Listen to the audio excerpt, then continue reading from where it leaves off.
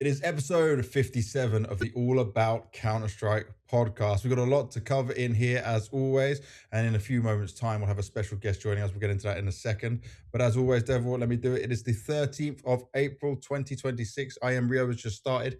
If you guys are looking for stuff on I Am Rio, we did that in the last episode, so go back and watch that in case you missed it.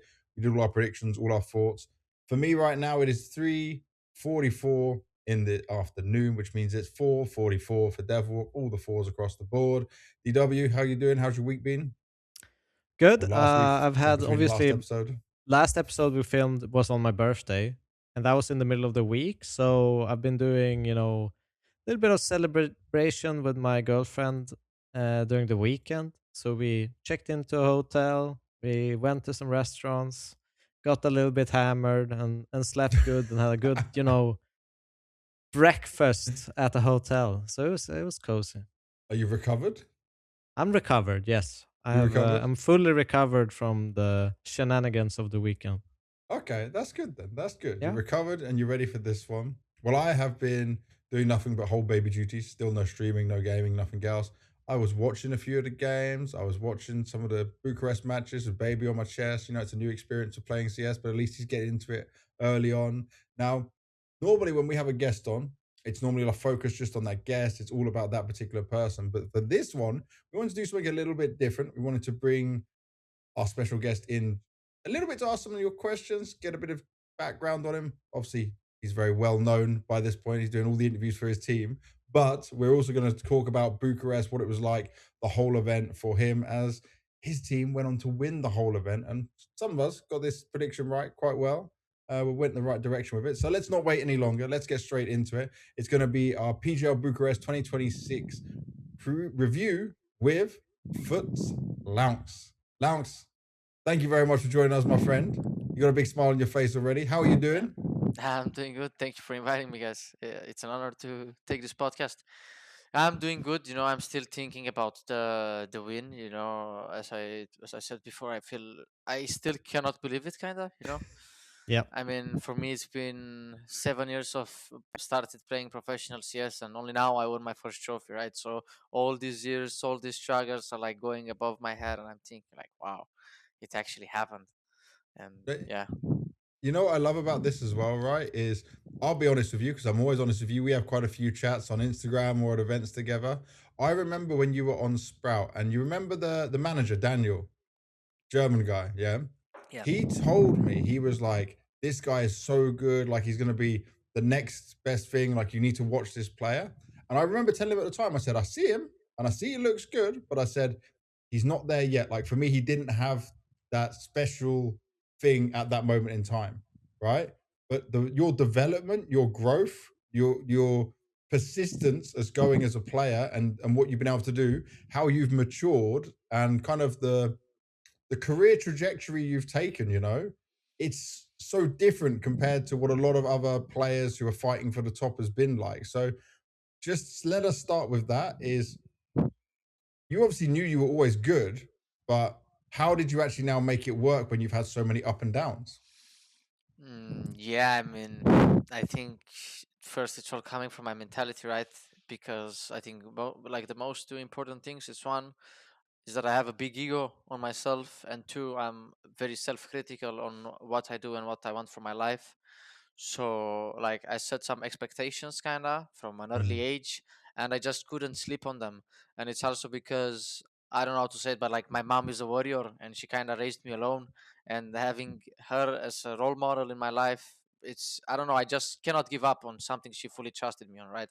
It's like right. something I want to fight for me, but also for her because she put like kinda her future, the family's future in me to, go further and do it good for us.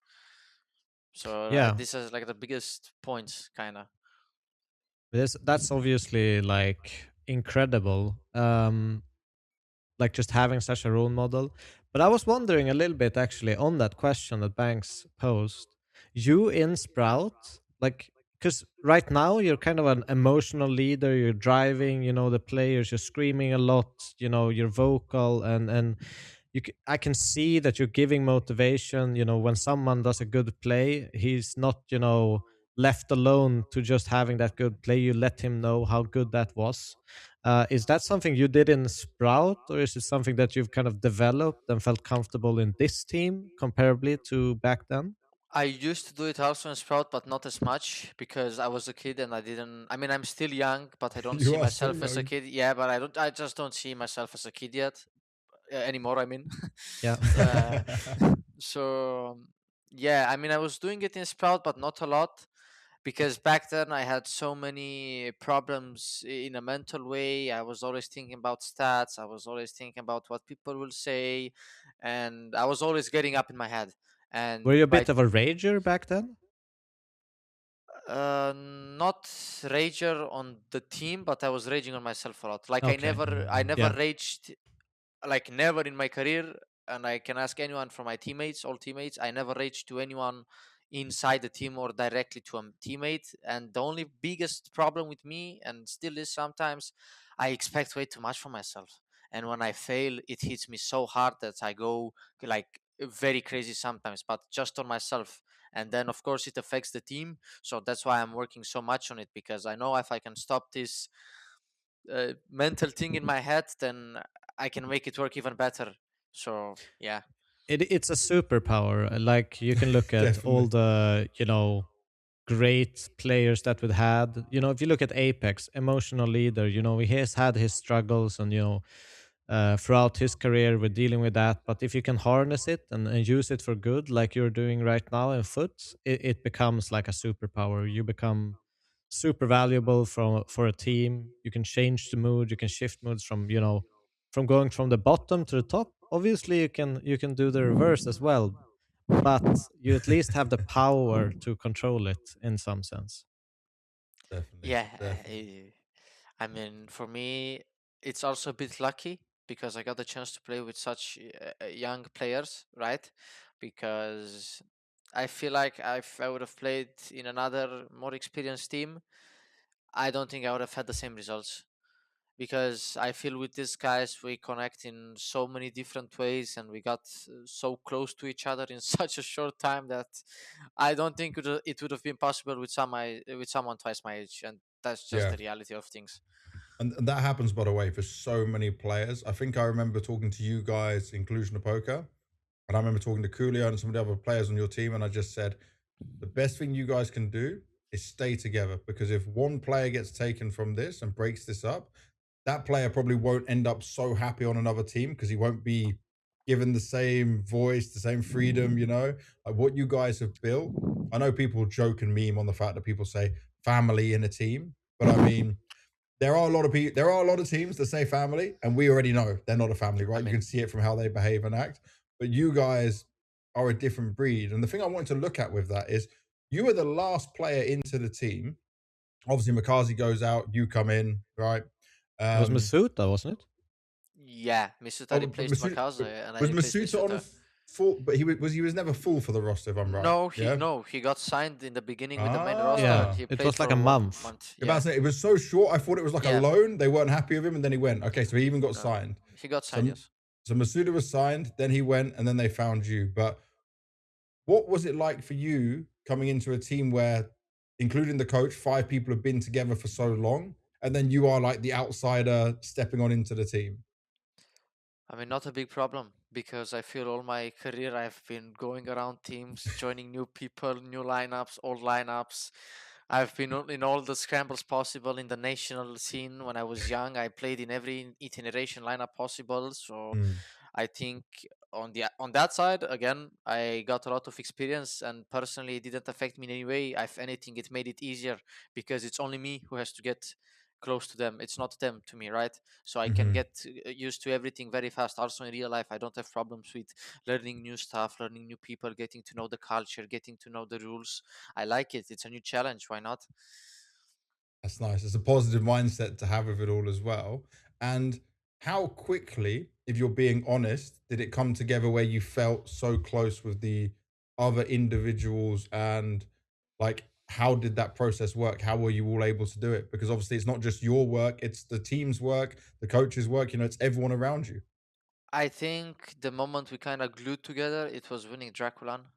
Mm-hmm. I think prior to Draculan, we won some online tournaments, but that's nothing because when Yeah. you win a LAN tournament, even if it was a small LAN tournament, like just the feeling of winning a trophy together, like everyone is feeling the emotions, like smiling, it's good. It's a crazy feeling. I mean, Devil, for sure, you did it many times.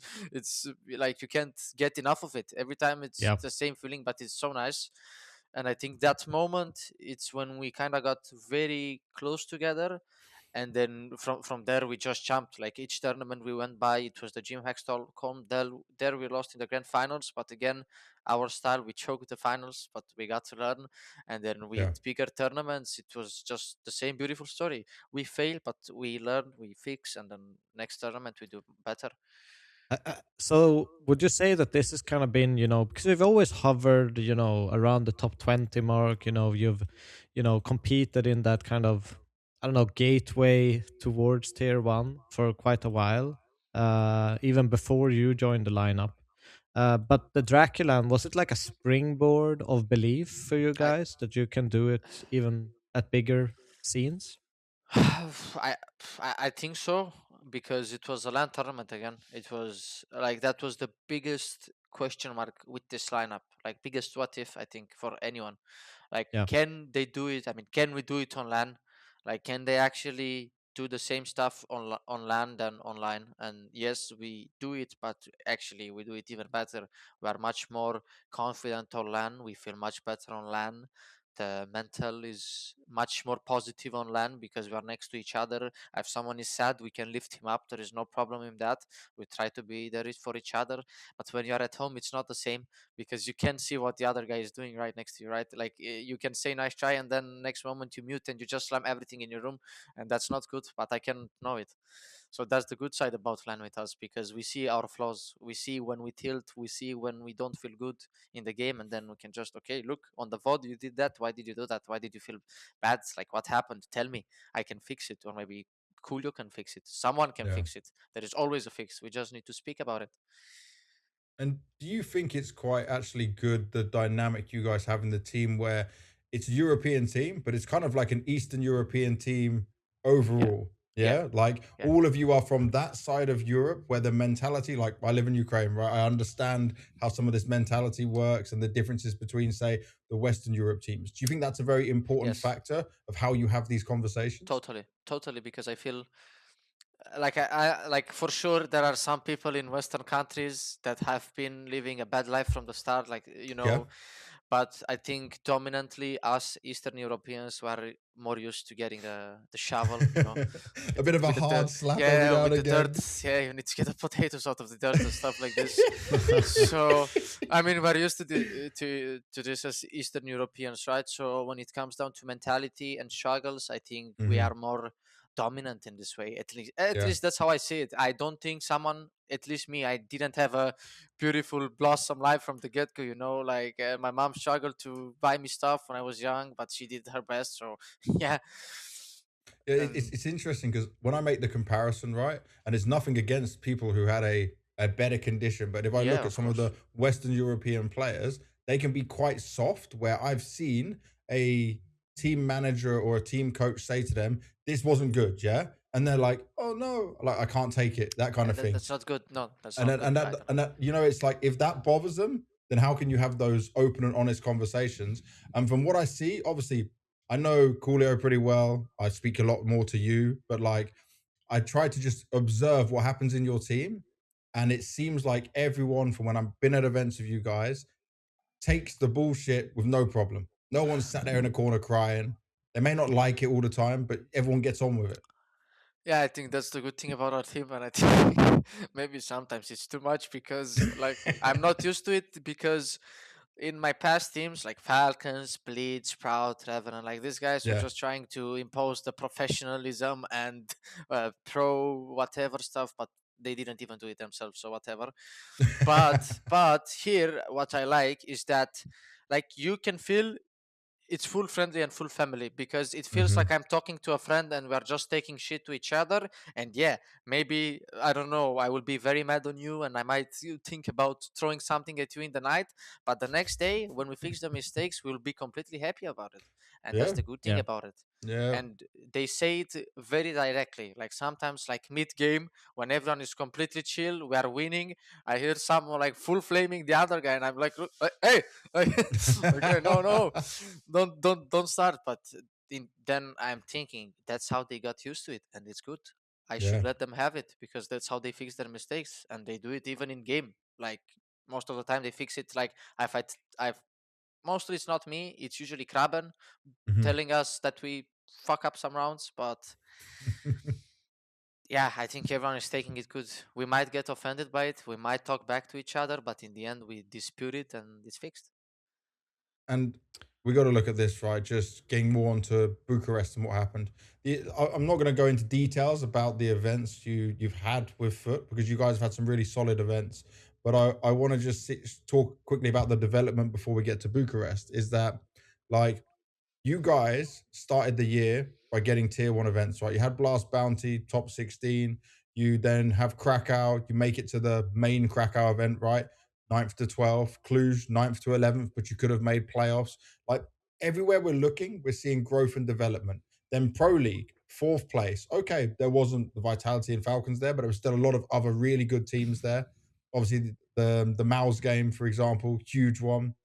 But then Bucharest, this level up, and you beat all the good teams that were there. Like, this was such a legit run from you guys, getting revenge on Parivision, taking down Mongolz, taking down Astralis, obviously, which was another revenge story at the same time. Did you guys come into the mindset of Bucharest that this was a tournament like we're going to win? Or how does FUT approach this? Okay, first I'm gonna speak on the team side, and then I will speak on personal side.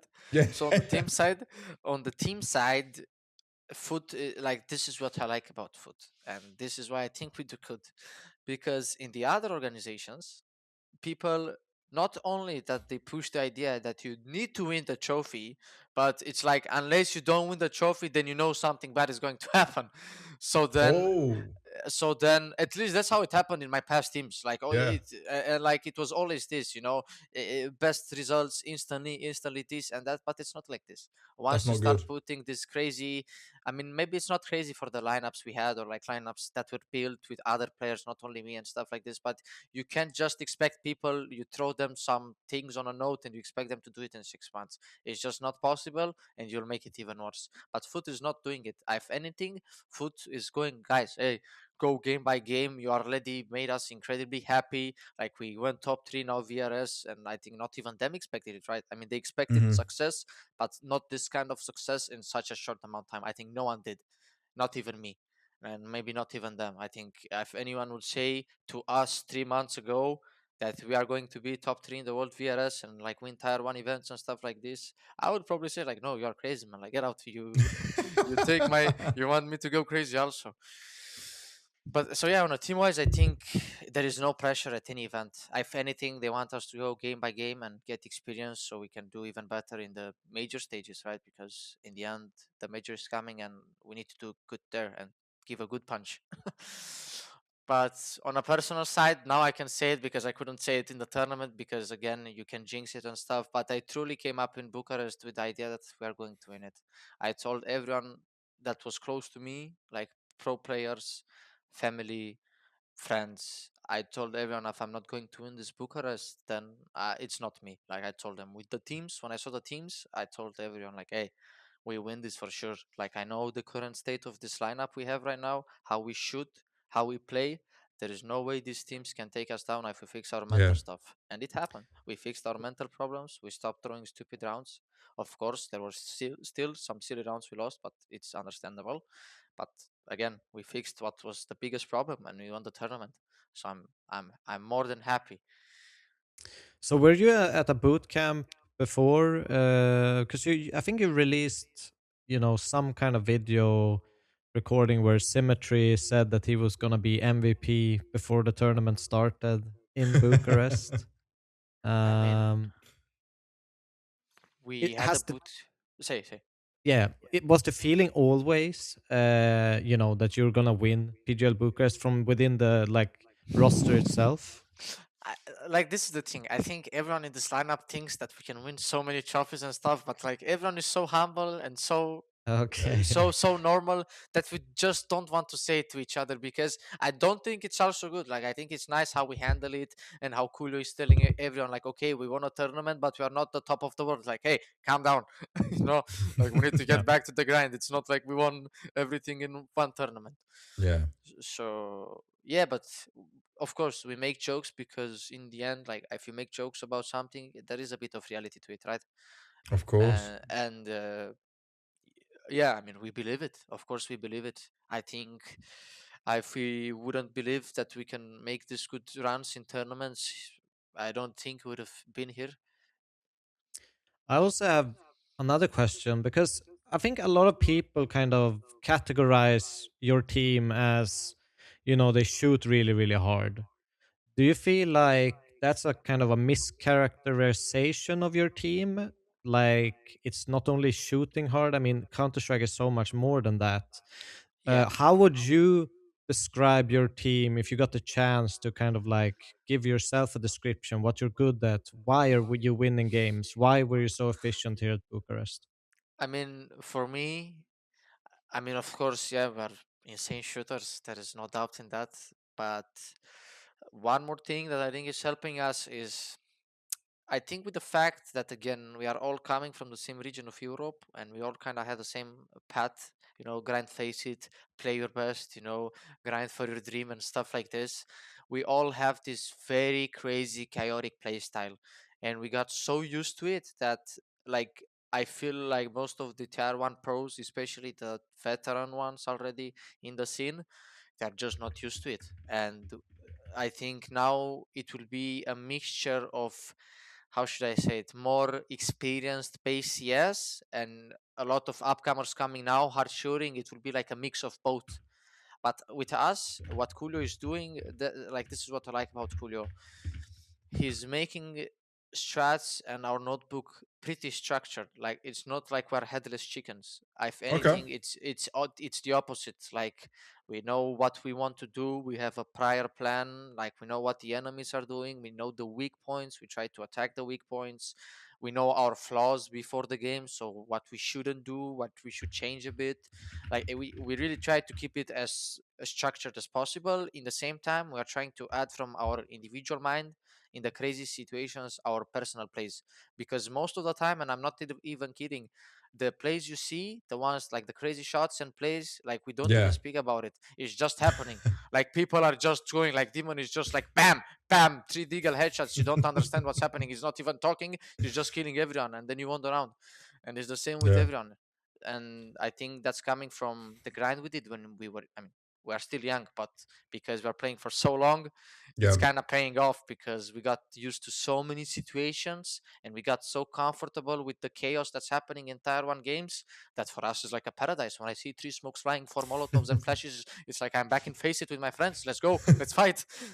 Everyone's just going for it. Everyone's on the same idea, the same way of Yeah. doing it, pushing forward. And that's what you want in a Counter-Strike team that's working and fluid and playing off each other.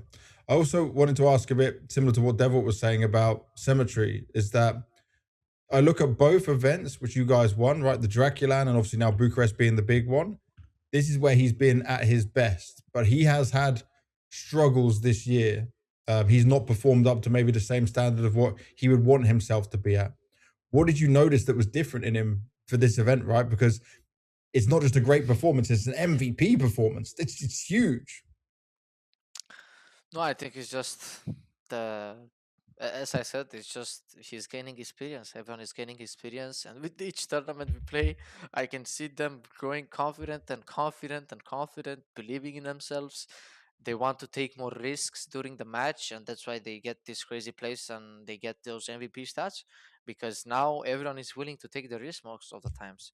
Mm-hmm. Before, against good teams, yes, sometimes we were taking the risk, but if they started coming back on us, we were then kind of in a chokehold, and then we stopped doing the moves. But Yeah. now, even if we get stomped, we're still trying to do the moves. So it's good. Like we are working on it.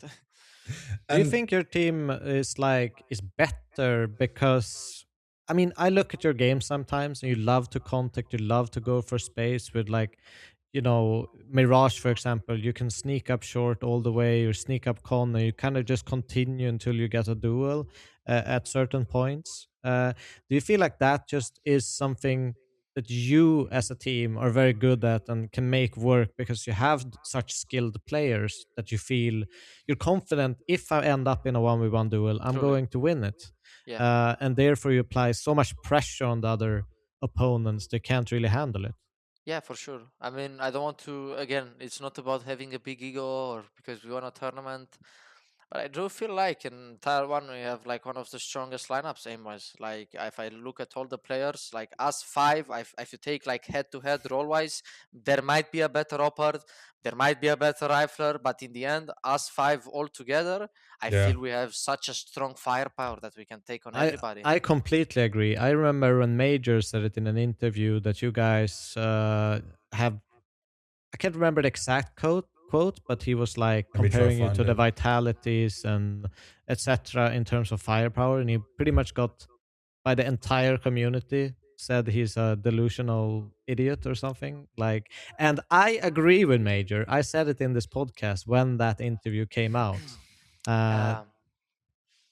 Because like getting kills isn't really about firepower, but if you look at your situations that you end up getting into, it's a lot about firepower, reflexes, and individual skill, comparably to maybe even vitality. I mean, the thing is, of course, compared to Vitality, I think it's like the biggest difference because Vitality is playing so good and Yes. so structured. They just pick up kills by utility. They molly you out, they flash you, you are dead in 1 second. Goodbye. Yeah. That's it. They won the round. But then again, with us, if we don't find a kill, we do some smokes. They are blind, we are blind, and somehow out of a sudden you just see someone like flicking fast, bam, bam, and you have the advantage. And that's the thing with us. That's what's like. That's our card in the sleeve. We Yeah. have this fast reflexes, everyone, and we're kind of all on the same page most of the time. And it's beautiful. That's what you Yeah. want. That's what you Yeah. need, and what It's many teams fun. can never build. Definitely Yeah? fun. Yeah. Yeah. To bring up that quote as well, right? This is where it's a bit harsh on Major because HLTV only put like part of the quote out and said FUT shoot better than Spirit, Vitality, or Falcons, right? Yeah. It is kind of what he said, but he said when I play Spirit or Vitality or I play Falcons, FUT are shooting better than all of these teams. Yesterday they really shoot better than every opponent I've played right now, so really congrats to them, but hopefully next time we can get our revenge. This is where the community is a bit stupid because what they think is like, oh well, they have Donk or they have Nico, right? And like you just said, Lance, it could be Donk shoots better, yeah. But if you're looking at it as a 5 versus 5 right now, look at Krabeni, for example. This guy's an IGL. He's shooting harder than any other IGL. He's the craziest I've seen in my life. I don't think I've ever seen. And I'm telling you, since I'm young, I liked watching 1.6 clips, source clips, like every CS itineration clip, highlights and movies, just to get the confidence, the feeling of being professional.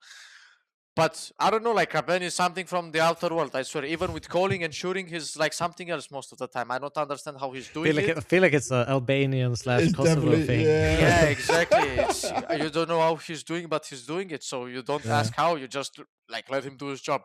Yeah, definitely. And this is what's impressive, right? Is I feel like any one of you could be an MVP of a tournament if you're going to go and win it, right? It could be Jugs, it could be you, it could be Cemetery, it could be Demon. It's like it all depends on the day. Do you have that belief in each other that even say when it's a 2vx situation or a 1vx situation, like you don't see yourselves as having any weak links, I'm sure, right? Because if you look at every other team, for example, we look at Spirit, right? Yeah, Donk's alive, it's going to be a problem. But if you've got Magic's alive, everyone's going to think, well, we'll just wait for the next round to happen. But with you guys, there's that clutch potential almost in every single opportunity. Yeah, I mean, I don't know. I want to say it's crazy that it's happening, but I can't say because it's kind of expected. Like it has been so many years of CS and so many lineups, so many players up and coming and stuff. Like it was expected at some point that there will be a team or some players that will kind of catch fire, because it's just not possible. It was just a matter of time of who can actually put the pieces together and make them work, because all around the world, like not only in Europe, America, Asia, Africa, I'm 100%, there are so many talented kids, but it's just a matter of if you find them, when do you find them, and if you can keep them on the right track to do it together. And that's what Coolio did with Navi and these guys, and FUT just picked them up, and now they keep the streak going. They just, I don't know, it's like everyone is putting some parts in the machine and the machine keeps working. Do you think, like, if we go like VRS, do you feel like this was a blessing for your team in a sense that you could kind of get up to these events compared to maybe, you know, the franchise leagues where it was very, very closed off? It was hard to get an opportunity to get to play tier 1 tournaments, and there weren't even that many tier 2 tournaments or tier 3 tournaments to some sense. Do you think that this has kind of opened up the path for you as a team to get to the top? I think it's not only for us, but I think for everyone. I think if someone is saying now that this VRS is bullshit, I think they're out of their mind. If anything, this is the only system in CS, at least in CS2 and CSGO. I don't know about the others, because I didn't have the age of playing it and living it by myself. But at least for 7 years since I'm playing professionally, I feel this is the biggest and the best system ever, because it's actually rewarding the guys who are playing the best in that point at that time, not who played better 2 months ago, 3 months ago, and they had the wonder tournament because they got on your lineup. No, we don't care about that. We care about the future and the present now, what's happening now. And this is what and I feel this is what VRS is doing. Of course, like, teams are up and coming, but this is what's happening everywhere in the world around the sports. Like, teams are losing, teams are winning, new changes are coming. Of course it's going to happen.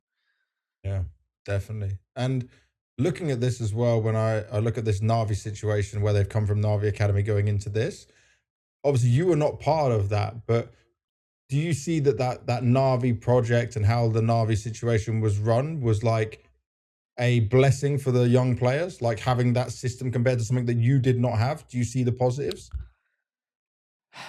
But I feel there is a bit of misconception, because I don't feel the guys full picked up the Navi system.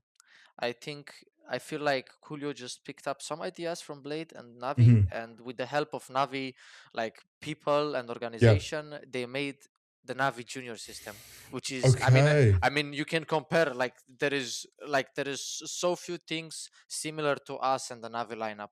Like they play so much structure, they play so tactical. And we are on the other side. I mean, we have a lot of structure and we have tactics and stuff, but we are much more crazy. Yeah, like we can go and do and try some crazy kills, and if we die, it's okay. But in Navi, it's not like this. At least from what I've heard.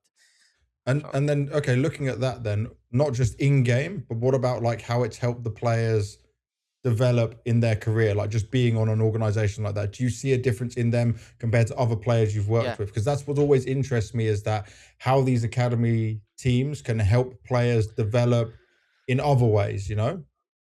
I feel Navi, it's one of the rarest exceptions of academies who are doing the job right, because I feel they are keeping the players not only on the right track with the game, but they're trying to keep them normal also. Like not only kids sitting in front of a computer, you know, like they try to teach them stuff about life and stuff, which is very important, because at the end of the day, when we finish the CS career, we have nothing, most of us, because I know like 90-80% of the new players, they don't finish school, they don't do anything in school, they just quit, drop out, and they go.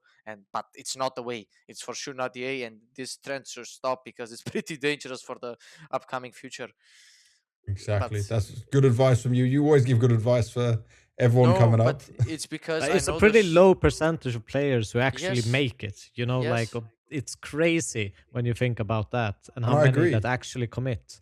Do you know what's crazy? We're in this situation where if you go back to say when I was playing in anything esports wise, it was such a low amount of people that were playing back in 2003, 2004. So the people playing to the number that made success was still the same, but it was an easier opportunity, right? Now there are so many millions of kids who are growing up, and not just in Counter-Strike, in other games, and they say, I want to be a professional.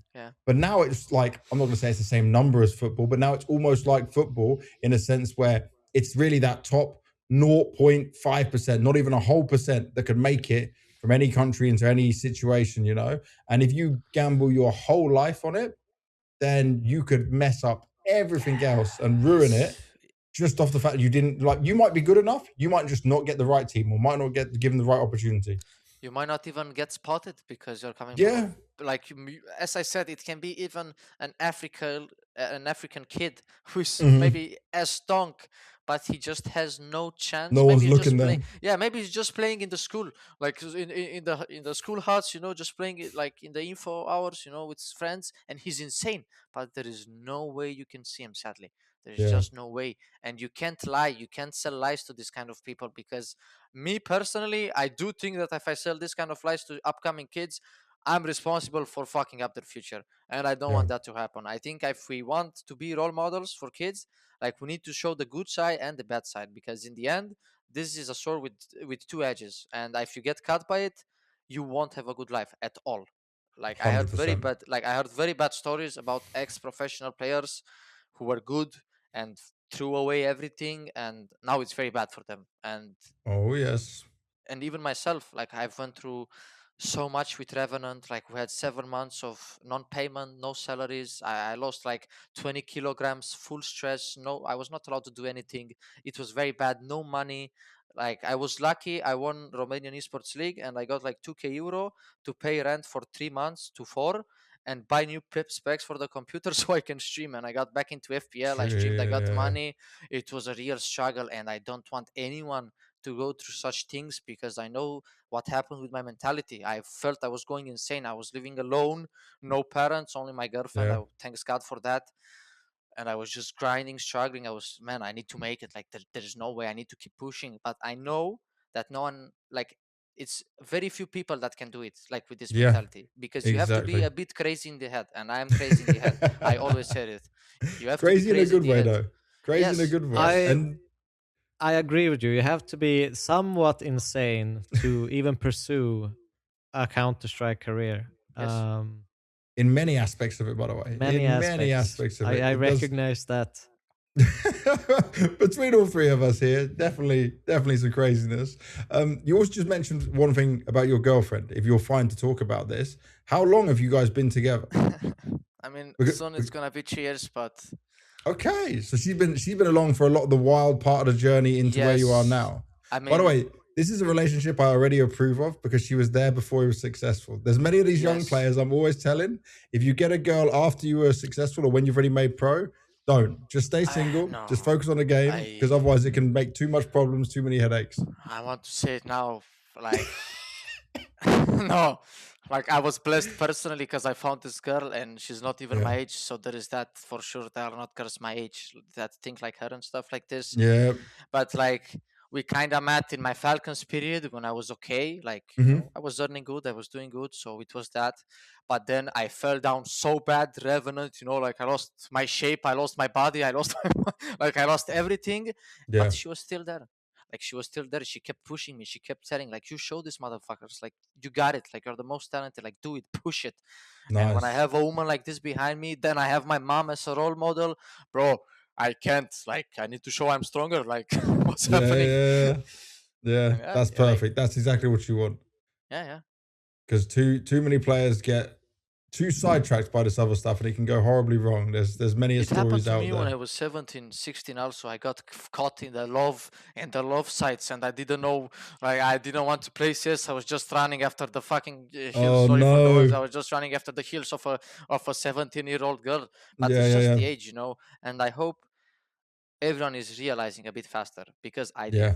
But if you don't realize fast, then I mean, everyone will take advantage of you, even girls, even guys. Friends, like, it's just like, sadly, is the nature of most of the humans. You can't do anything about it. That's reality. It is a sad reality of it all. So let's talk a little bit more about the Bucharest run that you guys had here, because you start off with the win against Inner Circle. Ultimately, okay, you may have lost us too, but it looked like a pretty comfortable game for you guys. Then you only had to face NRG to go 2-0. NRG is not really a team that's going to give you much problems anyway, and it showed it. I'm not being disrespectful, but the levels are different, right? You guys are playing at a much higher level right now. But then it's Parivision, Bait, Mongolz from here. The Parivision one for you, I know, was an important one. right? And this was to qualify for playoffs as well. Not eliminate them, but it was to give you a big win. You also dropped a 1.44 rating. Was this a game where it felt personal for you? I mean, for me, every game I lose and I get to take my revenge is personal because I don't like losing. So if I lost against someone, then next time I have to win for sure, and it happened every time in my career. So there is that. Okay. But I told these guys, like, every time we lost and we faced someone else, I said, hey, look, we faced them again, and this is the rule. We have to beat them now. And it happened every time. Every time we lost to someone, the next time we faced them, we beat them. Same with Furia, same with G2, same with Mouse, same with Australis. And I think the list will go on. Is it because of what prep you're doing after losing to them and understanding how to play against them? I feel it's more like, especially against top teams, we're a bit scared in the beginning or we feel pressure, then we lose, and then we realize we lost because, again, we throw the rounds by ourselves, and the difference is not that big between us and them. It's just experience in the end. And then when we play them again, it's like, yeah, there is that. We got the skill, so let's just show them what we got. There is nothing to be scared of, and then that's why we are winning the second game. But don't you think there's like a big? I've always felt like this. It's a big advantage to be the loser of the last series going into a game because you know what to change, what to fix, and how to approach it differently. While for the winners, it's more guesswork. They don't really know what you will keep doing, change, etc. So in terms of like prep work, I feel like there's a pretty big advantage being the losers of the last series. Yes, especially when you are up and coming like us, and we were facing upper teams from tires, right? Because they have no clue how we are playing at all, and we know everything what they do because we take some strats from them, we watch demos from them, we watch some YouTube clips, some tricks from them, so we kind of know everything about them, but they know nothing about us. Of course, this will change in the upcoming near future. Yep. But in the same time, again, I'm not gonna give a lot of insights, but Coolio is very smart in this regard, and I feel right before every tournament he changed minimum to 2 or 3 things in our strat book or how we approach maps. So there is no way in this world that people will know how we're going to play from an event to the next event because at least 2 or 3 maps will be changed in some aspect, and that's very smart from Coolio. And I think very few coaches I've known do it. Definitely. And then, okay, I've got to look at this, right? The playoff bracket run you had after obviously the Parivision game, you make playoffs. It felt like to me that you guys had the much harder side of the bracket if you compare it to what Australis had, right? You guys had Mongolz or Parivision you'd be facing. You started off against Bait, and then obviously Bait is obviously a team that's going through some learnings, but they certainly did push you a little bit. Were you surprised with how much fight Bait were able to be putting up against you guys? No, not really. I mean, I think it will be stupid for us who came from the same tire as them to think that a team of the same tire can do the same thing to us. It's not the same. It's not a good way to think about it. If we could do it, for sure another team can do it. It's not like we have been sent from heaven to save CS. How a lot of people say. No, we might be a bit unique for this specific time we are playing right now, but I'm for sure in the future it will happen again. So yeah, there is that. But yeah, they played a lot better this tournament. Bait, they were definitely good. Still maybe a little bit iffy if Sissy is still gathering experience, getting better in games, finding consistency. Obviously a tough kind of match because you're a scary team to face individually. So yeah, probably that's why you won in the end. Some close margins with it as It was well. close. At least potentially it could have close. gone to a third. At least potential. Yeah, but that game was also like I told them, and I was so mad after that game because I told them it felt one of my biggest off days in this career. Like I was trying to smokes, getting killed through flashbangs. I was miffing people from behind. I was spraying 3 people down. Everyone was left 10 HP, and I couldn't kill anyone. It was just that bad day, and yeah, as I said in the interview, I remember I kind of got crumbled a bit mentally and I didn't help the team enough with the mentality, right? And they could get some rounds, and then the mood was getting affected by myself and the others, and it kind of went like cannonball, because I kind of let the harness go away. But yeah, after that game, I realized there is no way in a playoff I'm gonna be mad about an off day, and then the next day I was back on track, ready to smash. And looking at that next day, it was the Mongols. Obviously, the Mongols have had a meteoric rise and been able to stay at the top tier of CS, even with changing the players in it. But what is it like? Because this is your first game against the Mongols. What was it like to face this team who also want to fight a lot and also want to keep throwing aggression at you? The best game of my life I've played officially. Like I said to my friend, who I spent the night after we won, like they were by far the only team I faced in my life who actually I felt that, bro, they got the smoke, man. Like they were like shooting one taps. Cobra Zera was doing flicks, doing ace with top. Everyone was shooting, pushing through smokes. I was like, man, this is madness, but I loved every second of it. It was such a fun game, and I really wanted to play that game because I always knew, because we have so similar playstyles, it will be so funny, because in so many situations we clashed like directly head to head, like 4-on-4 on a site, just brawl, just fight, and it was so nice, and I was feeling so alive. But is it, I got to ask this, right? Because obviously you guys want to fight like that, but it's not many teams that will challenge you with that, right? So to me, that game just looked like there was no resting for anyone in that game. There was something happening across the map all the time. Like you must have had to have been so aware and so on it. I mean, we were prepared for it, but like that's why I waited. Like I don't know. If I would like to change something in this VRS, I want to get Mongols instead of Astralis in tournaments. I would like to play more Mongols than Astralis because it's much more funny to play these Mongols, guys. I swear. Like it's much. I don't know. For me, at least, it's feeling much more competitive on this aspect. Like you have to be aware of everything, While with Astralis, you kind of always know what they do. You see the same smoke, same molotovs. You already know because we played them 6 times and they don't change that much. And mentality wise, they are crumbling pretty fast. So we know that if we start shooting some real heads, they have no chance. So but against Mongols, it's not like this because they don't tilt that much and they shoot heads back. So it's very fun. and they'll just, even if it's not working, they'll just keep trying. They'll just keep throwing themselves at you. They keep fighting. That's the spirit. It's an entertaining way to play Counter-Strike, Definitely. comparably to maybe the more structured way with smokes and trying to trick people that way.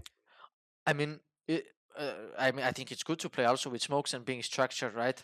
But I feel when you go like way too structured, then I don't know. I feel it's not CS anymore. Yeah. No, I tend to agree. Looking at, before we talk about the grand final, looking at the history between you and Astralis, you have played each other so much this year. There has been Krakow, Cluj, twice at EPL on just the group stages. Both stages you played it. Then you had to play him in the finals as well for that third place decider. And especially the third place decider, one that you ended up losing there on the end, right? You had the overtime game. My God. Felt like you should have had that one? Hey, flashbacks, 12-10 overpass, 3v2, 10 seconds left. We knew both of them heaven and short. No one was holding short. We were planting default on site. He got the bomb. We lost. Everyone was full tilt. I remember the mood was, I don't know. It felt so bad, but we learned from it. Then I'm happy. We beat them now in the grand final, so unlucky. But what is it that makes because like for us as viewers, as fans, I look forward. When I saw it was FUT versus Astralis, I was like, okay, this is going to be a good game. This is going to be a good game of Counter-Strike where we'll get some distance on it. It'll be some entertaining, interesting maps. So what is it that makes that matchup so good in your opinion? I think it's because us being this crazy, chaotic, upcoming team, right? And them in the same time having the redemption arc of Fuxi. And then you have the likes of Ster and Yabi in the team who are like already old experienced players, which are pretty likable. Yeah, maybe less stabby for some reason, but we keep it off the track. But Ster is a very cool guy, right? So, and then you have Fizzy, who is also such a nice story of comebacking into the scene and delivering good numbers. Yep. Then you got Ryu, who is a good up and coming guy. So yeah, I think there is that. Like there is a good story on both teams. You want everyone to win a trophy, kind of from both teams. Well, when you look at this matchup, and I watched the game a little bit today, it felt really easy for you guys in this matchup in the final. It felt like everything you did, you were either catching map control, like Mirage, for example. You just walked up con, they had no one short watching, they had no one con watching. It caught them by surprise a lot of the times. And even in disadvantaged situations, you found gaps and found kills to kind of bring it back to continue your momentum. Was it just pure momentum in terms of calling and shooting that kind of brought you it so dominant in this grand final? Or do you feel like it was, I don't know, prep work? You just had really, really good prep work for Astralis. I feel it was kind of momentum also on our side because we wanted to smash them so hard and there was no way we could let it slip. But in the same time, I feel like at least 35% of the loss of Astralis is just going to themselves because no jokes, like from the first map, like we knew that we are in their head. Like we could Yeah. hear the slam decks when they were dying, like we were winning every duel. We can hear Hooksy screaming every time we play them. And bro, like when I hear him doing it, of course I'm gonna try to attack the guy you scream at and I'm gonna scream as hard as I can when we win because it's so annoying for the enemy. And I feel with each map we went by, we were just getting into their head more and more. And we know for sure that they are scared of us. Like we know they have some players in the team that are literally scared of that about us, like individually. And again, at least me on a personal level, and I'm trying to tell this the guys also. Like man, when you know someone is scared of you individually, just go smash his aim. Like don't even think twice. He will be so scared of you in a 1v1. Like don't even think twice. You'll always win that duel.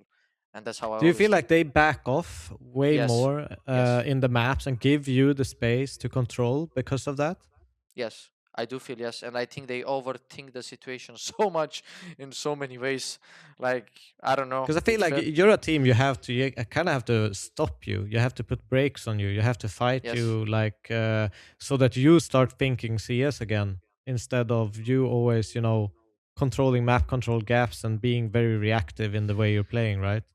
Yeah, but that's the thing with Krabeni. I think people don't acknowledge yet the fact that he's very brain active. Like I swear, this guy is having so many I on-flight I have no calls. dout's about that. I have no doubts Yeah, about no, that, by the I way. mean like more like community wise because I see a lot of Yeah. guys saying crazy stuff on forums about him, but it's not true at all.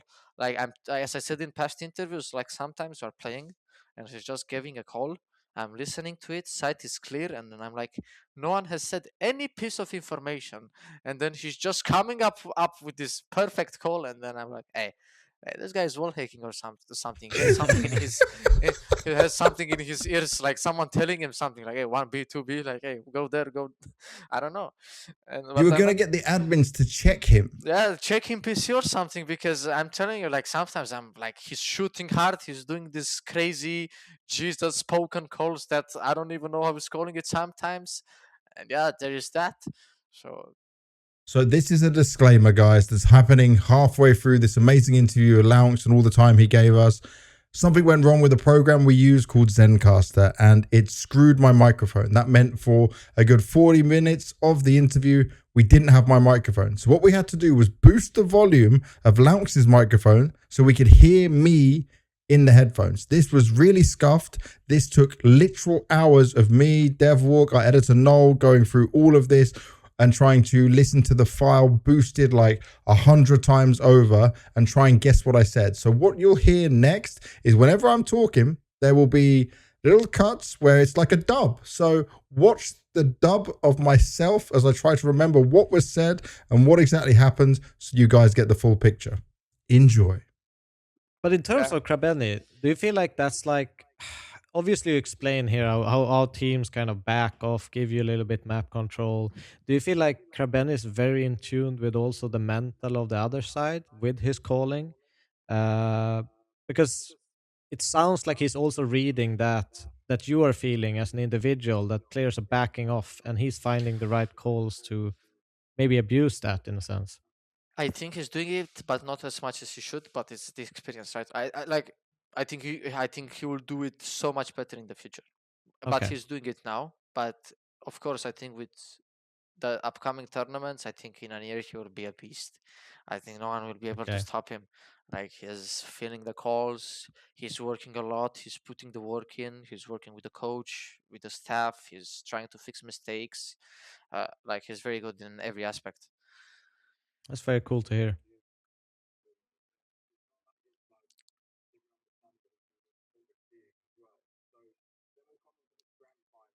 So you come into the grand finals, it's revenge time again after Pro League. You probably should have smashed them 3-0. You were rolling them so confidently in every game. Map 1, 13-5 Ancient, 13-5 Mirage, 13-3 Dust 2. You probably should have won Nuke as well. And you definitely have a better map pool than Astralis in a best of 5.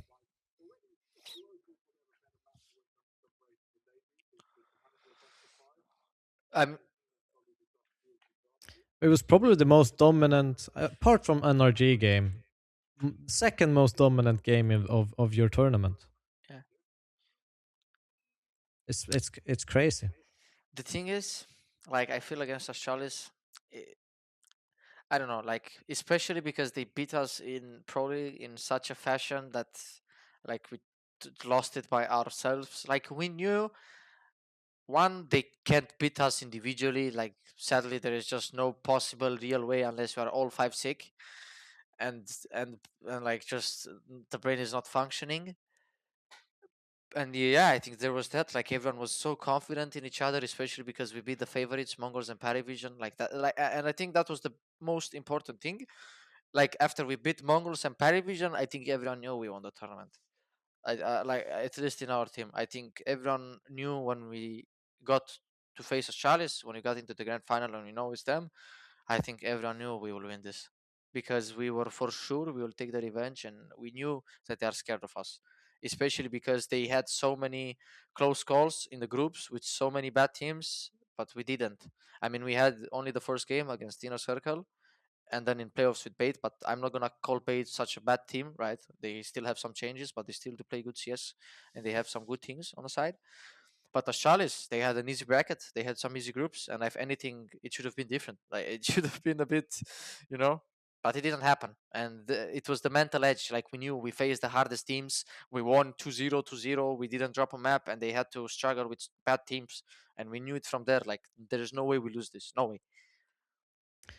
I have a bit of a different question. Maybe this is a bit reaching out, but in terms of like PGL Bucharest, who are the teams that you think, if you would pick 3 teams that really impressed you, even if they went 1-3, maybe they impressed you in this tournament, which 3 teams would that be for you? I mean, first is focus for sure. Yeah? Yeah. I mean, it has to be, and especially after I saw Jorko with the elbow punches and stuff. Like, man, I felt that passion through the roof, and I was like, man, I feel so bad for him, and I was feeling the same, sometimes. So, hats to them. They have real passion on that lineup. I like it. I think the second team, it was eyeballers, to be honest. I'm so happy for JW, man. Like seeing Yep. players like JW coming back to the top and smashing young folks like us. It's good to see. It's refreshing because he still has the trash talk in him. He still has the old vibes. I like that. Yeah. I want to see that in games. Like people still need to catch up from him until he retires because it's not good if he leaves. Like we need that. We still need that from Swedish players. And let me think of a third team. But can this be like impress me, but in a very bad way? Yeah, sure. It has to be FaZe. Like what they have done, I don't know.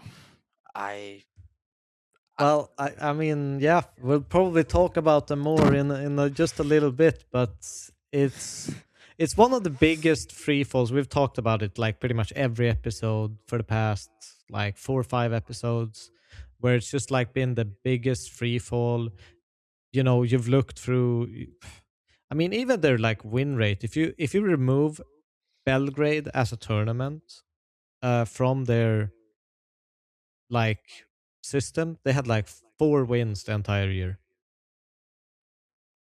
and it's sad to see. Yeah, I mean, to be honest, for me as a upcoming player, right, seeing an Orga's face going down with the other old orgs who dropped out of CS, it's a shame. Yeah. because of course I'm happy to play in FUT, but in the end of the day, like these were the orgs everyone were looking up to playing, right? Like these were the orgs who kind of made us play CS. Like everyone was imagining for sure when everyone was 14, 15, I was imagining myself in FaZe shirts, in Navi shirts, in Virtus Pro shirts, in all kind of sorts, right? And I think everyone I did it. I remember when I was like playing casually before I was a pro. I remembered my favorite tag that I would have in game was Fnatic.msi. That was my absolute favorite. And I ended up playing for them. But did you have like a certain like team like when you were younger that you would look up to and I was like, this is the tag that I want to, like this looks so cool. Uh, which one would that be? Sadly, it's FaZe. I have to be honest. Sadly, Yeah. it's FaZe. Yeah, like FaZe was and still is, but not now for sure. But FaZe was like one of the orgs I was looking up to, like getting the chance to play with Kerrigan and these guys, learning from them. Because I always said, like for me, the most important thing in our young careers is to learn from the old guys who are about to retire because they have so much experience and so much things you can learn from them that no one will teach you. And if you don't get the chance to speak with them at least once for even 1 hour, then you might not ever learn about this kind of stuff and you might have to find it the hard way. And I always try to get into touch not only like known players, right, like even less known players, like even Romanian pros from 1.6. I always try to get their advice when I was younger, get to know how to work, how to do in life, how to deal with stuff, because it's very important for a young mind to get different opinions and ideas from older people. And I don't think a lot of kids are doing it, and it's a bad thing. Is that the Elder Gods or what were they named? It's yes, it was the Elder Gods and Earthquake. Yeah, okay. Yeah. I still have some memories of Yes, Romanian CS yes. teams.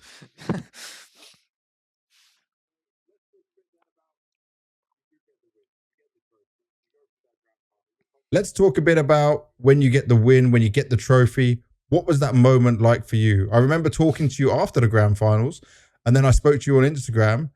The next morning, you messaged me again, and you finally you realized what happened. It hit you.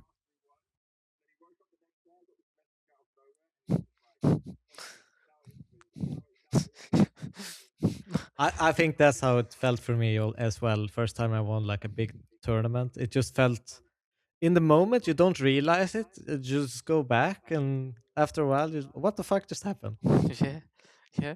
But it was unbelievable because again, I feel after so many hardships I've gone through my career and so many fights and battles, like people don't even know about these struggles. And I think some of the struggles I'm gonna make public, but I think when I'll be 25 or close to 30, because this stuff is implicating a lot of pro players from Romania also who kind of fucked me a bit in the back, and it kind of made things even worse. But I don't want to hurt anyone when we play, so I want everything to retire, and then we can spill the beans out, make a book maybe about the struggles of a professional player. Because I'm telling you, like in 21 years of life, I feel I've went through much more things than a guy at 40 have been through, and it's not okay. But I'm happy I handled it, and I've matured so fast, and I got good people around me that kind of saved me from shit, because it was a very very bad road.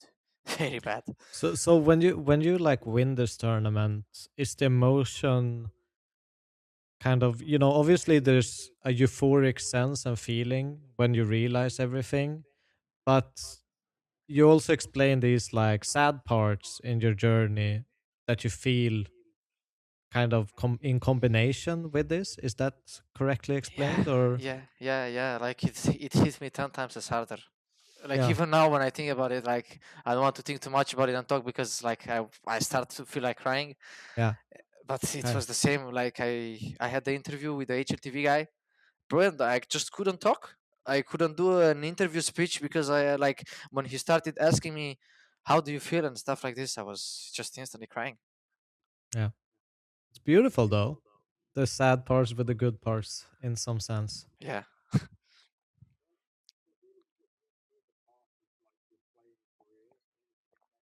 When you look back at your playing career and what you went through, does it make it all worth it now?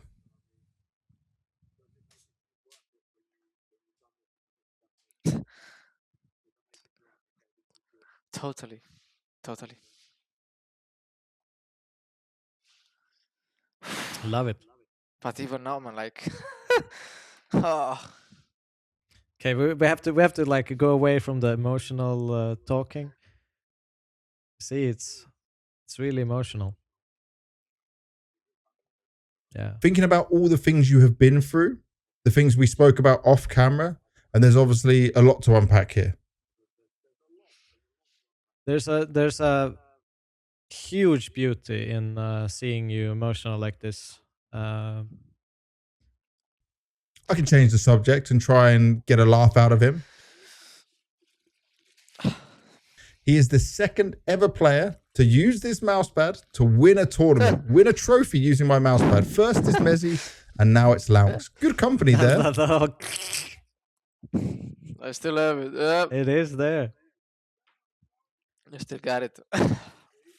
And how does it feel that in FUT you have won the same trophy that Falcons has in their entire time span? They won PGL Bucharest 2025, and yours is more like, obviously with VRS we have to say that yours is more important because it's now, it's not before. Also, they didn't do this one with Monacy either, so with Monacy it's 0. I mean, what can I say? It's I don't want to say too much because, bro, like I played for them. I know the work. I know the guys. I'm still close with some of them, but yeah, I don't know. I guess money is not buying everything, is it? But it must feel like incredible, you know, because this is probably the most watched team in the CS space, no matter where they end up, because of how much they've invested. And to see you guys kind of push forward and push through that with, well, minimal investments in comparison, and hard work and dedication, it must still fill you with a sense of pride, even though, you know, maybe, you know, the struggles of Falcons, it's obviously there, but you've done it another way, another route. I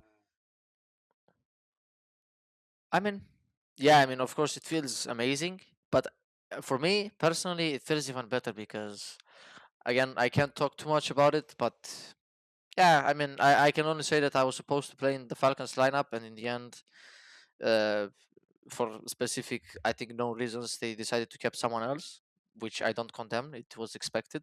I can't say anything about it. But for me, I mean, on a personal level, it feels good that now we are ranked above them. I won a tournament because, of course, I had some talks with the guys that are still in Falcons to this day. I can't share the names, and they were not happy about the decisions that I'm about to get kicked or like removed and sold. Like some people still wanted me on the lineup, active people now, but it just didn't happen because of the management. So yeah, there's that. I'm happy, and I really want to face them, and it will be even better if we do it in the major. But in 1-0 to 0, I don't think we'll face them in elimination games because we won't be there. But they have to see. I love that. I love that.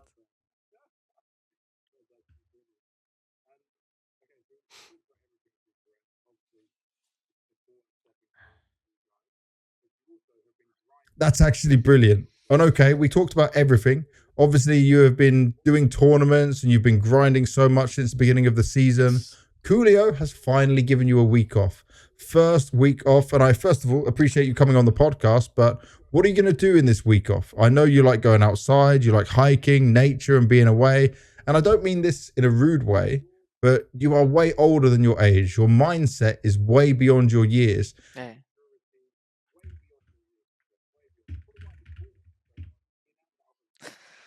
I mean, many people told me this, and it's not only you from CS. It's like people who had no thing about CS at all, and they just meet first time to some close friends, like from real life, and they just tell me like, "Hey, like, there's no way you're 20," and I tell them, "Yeah, I'm 20," but it's because again, like I had to live so much bad stuff and so many situations. Like I'm telling you, like everything that can happen in a people, like in a human life, in a bad way, it happened to me. Like health wise, money wise, friend wise, like everything, it fell down on me on one side, and I was alone in a pit. Luckily, my mom and my girlfriend, kept pushing me. I had the power, the the ambition, and I kept pushing. Really paid off for you. What's the Totally. plan for a lauNX week off of enjoyment? I mean, for sure, today and tomorrow I'll just sit at home, relax, because I just, like, right before I went to Bucharest, I had to move in a new apartment because I had some problems with the landowner. She had to move in, like, urgently, some family issues. I don't want to get in about it, but I had to move in a new apartment, and now I have to kind of clean everything, make it more cozy, and set it up all right. So when I leave for America, my girlfriend can be here without any issues. And then, yeah, probably the next days I'll go out, not sit in front of the computer, and in the weekends when my girlfriend is free, for sure we'll go via ferrata, probably short hikes on something, because I can't do a lot of long hikes in the winter, because as I said, I lost a lot of kilos in my past, and because I lost a lot of kilos in the winter, it's so hard to hike, because we go like 25 kilometers with a lot Yeah. of elevation. It's so hard for my stomach, and it will make it even worse for me health-wise when I go to tournaments. So I prefer to keep it on a low level but constant enough, just to keep my mental sharp and ready for tournaments. And in summer I will do whatever I want. I can go hike 30 kilometers. I don't care, because it's summer. It's not extra pressure from the snow.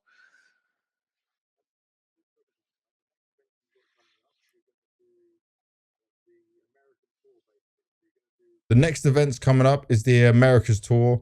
Last Rivals, then you go into Atlanta after that, then the Major, which is the last event of the first part of the season.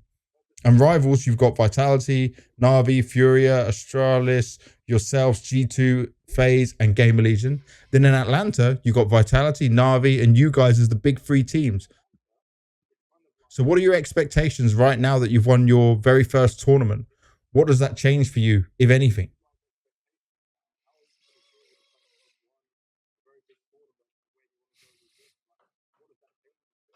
Nothing. I don't think it's changing nothing. I think we want to keep it to the same plan, because, as I said in the beginning, I think everyone is thinking the same. We won only one tournament. We have much more work to do in this career. And again, we have Vitality to face. It will be the big challenge. And I think on a personal level, I just want to put up a good fight. Of course, if we win, I will take that. God bless. Like, give it to me. But yeah, on a real side, I just want to put up a good fight. I want to show the world we can fight against the best team in the world by far. Because I think against the other teams, we already showed we are capable of fighting them. I think it's one of the biggest kind of maybe unspoken traps that you can come into as a young team that starts getting success is, even I know everyone says we have to keep our feet on the ground, stay humble, but expectations kind of naturally do rise. And with that, I think generally you see an increase in frustration from young players, especially when things don't go bad or go the right way. Do you think that that is going to be anything relevant for this team, or do you think that you've talked about it enough to kind of set yourself the right path in terms of dealing with that? I think, yes, we talked already, but I'm not gonna let it happen. Yeah. I think because, like, I think I told everyone at least twice already, because again, I don't want to push it too much because they will think I'm crazy in the head. But I'm trying to remind them, like, when they're alone, when I have some sneaky time with each and one of them alone, I'm trying to remind them, like, hey, bro, I'm just telling them, like, hey, don't leave me, man. Like, you're way too good for this. Like, hey, keep staying here. Like, keep pushing, but keep working. And I keep telling, like, don't do that, don't do my mistakes, because I don't want to see them anywhere near close at what I've been, right? Like, I just want to see them skyrocketing through the roof, so I can't even see them. I want them to go full fast to the top, even with me or without me. I don't care. I just want to see them succeed, because I got so used to them and I got so nice with them, and I fucking love these kids so much. Even if I'm fucking 21, it's not a big difference, but they feel like they're my kids.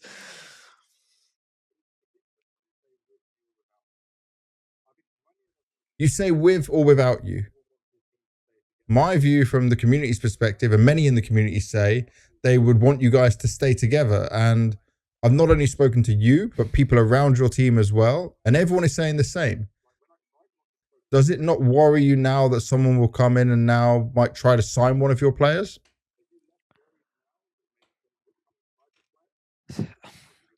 The only problem for me is because I mean we all know that I think somehow maybe 1 year, because I think for sure this year Vitality won't make a change. But let's say in a world like one of us will play extremely good on the position, right? And then Vitality wants to make a change for some reason. Someone will want to drop off, or I don't know. Can be everything. It's CS. Anything can happen in this life. Then of course Vitality will come for one of us. Like we all know, like no one will say no. And even the org knows it, the coaching staff knows it, and everyone understands it. But again, I think but even then, like Falcons is not even Falcons with all the money in the world, like with unlimited money, like not even them can buy it, because everyone realized how good we can be together. And I think they already know that in these older lineups with older people, like people are just crazy in the head, man. Like they don't have real expectations. They expect you to do extremely good from the get-go, and they don't want that. They feel way too good together. Of course, they won't go to an old senile team with people who want instant win trophies when they want to grow up and be fun and have a lot of fun together. It's normal. That's really positive. Devilwalk, anything else from you before we get into the Q&A? No, I mean, apart from just, I don't even think I've congratulated you properly for the win at Bucharest, and I think not only that, but congratulate you guys for playing, a high octane, entertaining Counter-Strike that I feel like older generation, the more theory you drive into things becomes less and less common. So I really appreciate being able to watch that kind of Counter Strike. So a thank you as well. Yeah, it's good to see people like you guys say this kind of stuff to me, because when I came back to Nexus, when they rescued me from this Revenant situation, like my main plan, it was either with a national lineup or international lineup. I want that passion back in the game, because when I was on the bench and I was seeing all these up and coming players being, like, I'm gonna say it, but everyone is dead, depressed inside, no emotion, no feeling, no personality. I don't want to see that. Like if we look now, 1.6 clips, like from 15 20 years ago, like I've heard some highlights, like they were almost fighting each other when they were winning around, and Yes. now we can't even scream like some bad words to each other. Like I don't want this to happen. Like we need to keep the players, the CS players, the same way. We need to be the same, because that's why the We're game not went Valorant yet. we should never be like this is our trait, and I think that's why CS was always one of the biggest, if not the biggest, watched game in the esports, because we are this explosive character. We are real human beings. We show passion, we show emotion, and you showed us first in 1.6 and older generations, and we need to continue doing it, not stop. That's perfect. Yeah.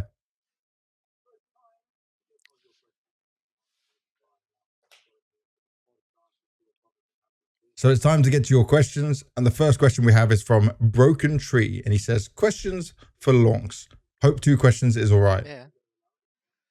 In your opinion, how important is team chemistry for a successful game? Would a team with weaker individual skill but greater team chemistry fare better against a team with really good individual skill but clashing playstyles? In a time where fans speak as if a roster change is the solution to any problem, I would like to hear from someone who's been a part of many teams and is now on a team where the other 4 have only really played with each other.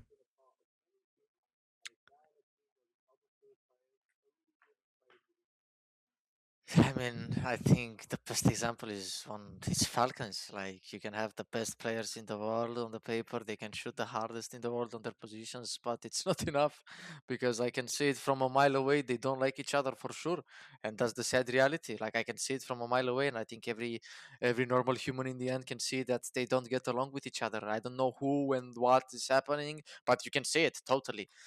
Um, and yeah, for sure, a team with less skilled opponent. I mean, of course, it's not like you can take the 5 best friends of a matchmaking pub and put them against Falcons, because it won't work. But Yeah. if you have like some decent enough players Within a with professional yes, context. yes, exactly. Then yeah, for sure, most of the time, I mean, 99.99% of the time, the team chemistry will win. But if somehow all 5 players in the team have a bad day, then of course the better players will win, because yeah, it's expected. The second question he has for you is FUT is becoming known for an aggressive playstyle. Watching your games, I notice sometimes it really pays off, but other times it's an unnecessary loss.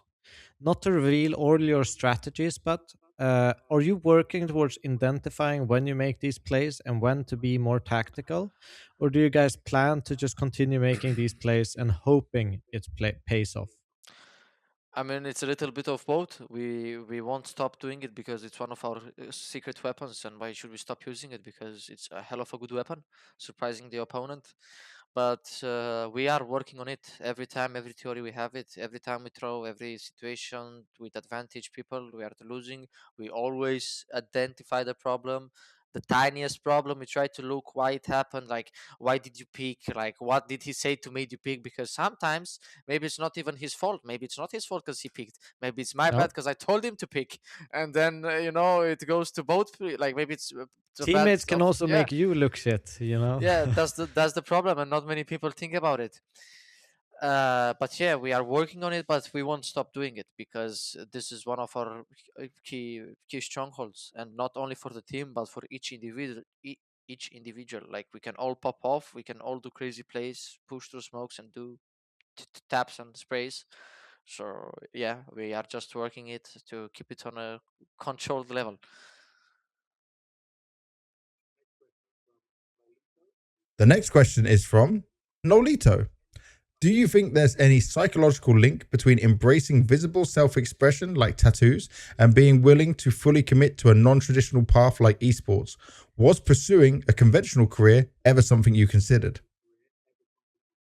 It's basically saying is the crazy I know. people that have tattoos. Yeah, Is yeah, that yeah, yeah. there's a link I, there? yeah, I kind of, I understood anyway because, like, in Romania, usually kids ask me this, like younger children, right? They ask me this because, it's being a trend now with us teenagers to get a shit ton of tattoos, right? So why not? They're cool. For me, it's more of art. Like, I really like tattoos. For me, it's like an art you paint on the body. So here's that. People can see however they want, but that's how I see it.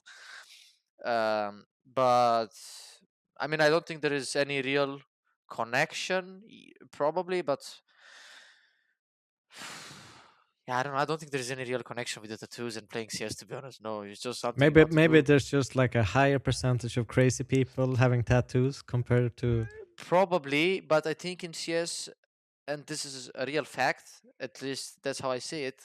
I think some people do get tattooed also for the how should I for the PR, for the media side, because I'm telling Ah, you, yeah. when tournament organizers do photo and videos, they will mainly prioritize the tattoo guys, right? They want to, like, with Albania, you do the Albanian thing, you have tattoos, it's insane. Everyone will love it. It's the same for every country. If you have some specific symbol and you have tattoos, they will try to use the tattoo to market, and it's smart in a social media-ish way. If you think about it, yeah, people do it, and if you like it, then why not do some good Yeah. art on you? Off the back of that second part of that question, have you ever considered having a normal career outside of esports? Funny thing is, before starting playing CS, I was so close into joining the army. Like, yeah, I wanted to go to the army high school in Romania when I finished 8th grade. But then I watched this Kenya's clip. It was the Kenya's clip. I think it's on Cluj-Napoca, the one with the major player profiles with Kenya's. It was, I remember it. And then I watched the one with Pasha. And after watching them together with my mom, I remember I told her before going to school, it was like 7:30 a.m. I told mom, I want to be a professional CS player. I will do it for you, mom. I just told her like this in Romanian, and she was looking at me laughing at that time because she thought I'm crazy, and she was like, "Yeah, I will truly believe in you, and I'll support you, and I will endorse you in whatever you do." And she did it, so it paid off. But only army was in my head. Cool. We have a question from Thermocos1. What's the feeling of having Krabeni as your IGL, and what does he bring to the team? You kind of answered it throughout this podcast, but maybe you can summarize a bit. Yeah, I mean, on a game wise, I feel I'm playing with a cheater. If I have to say, if I have to say about game wise, like he's very sharp aim wise. He has perfect calls. He's a very hardworking guy. He's constantly trying to work on his flaws and on the team flaws, which is a good side of a captain. He's trying to fix the team and himself, so that's good, especially because he's young and he has it. Um, and I don't know. He's such a cool guy. Like I laugh a lot with him. He's making like crazy jokes, but at the same time, he has this. I don't know. I think it's Albanian personality, but man, I don't know. It's sometimes he's tough as a rock. I tell him he's going so harsh on this, on sometimes DNA or symmetry when they and when they do mistakes, and I'm telling him like, hey man, like calm down, like don't fight them soon. But he's very nice, man. In any possible way, heads down to Krab man. And lastly, we have Skorga, who always writes in a question. Skorga says, while not quite the oldest on the team at 20, how do you handle being the experienced one in the run-up to the major as the only major veteran on the team? Points to Banks and Devilwalk if they can remember which team and major you made it on. I'm sure they can easily, as the pros they are.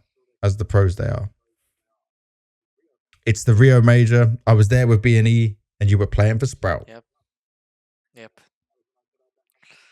I would not have gotten the major itself, but I would have definitely guessed Sprout as the team. Rio major.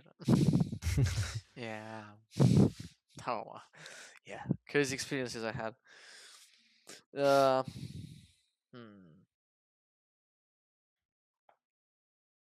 I mean, you talked about this, hyping, talking to the guys. How do you handle being the experienced one? You've told them about but not doing the same mistakes as you, or you don't want them to end up in that way.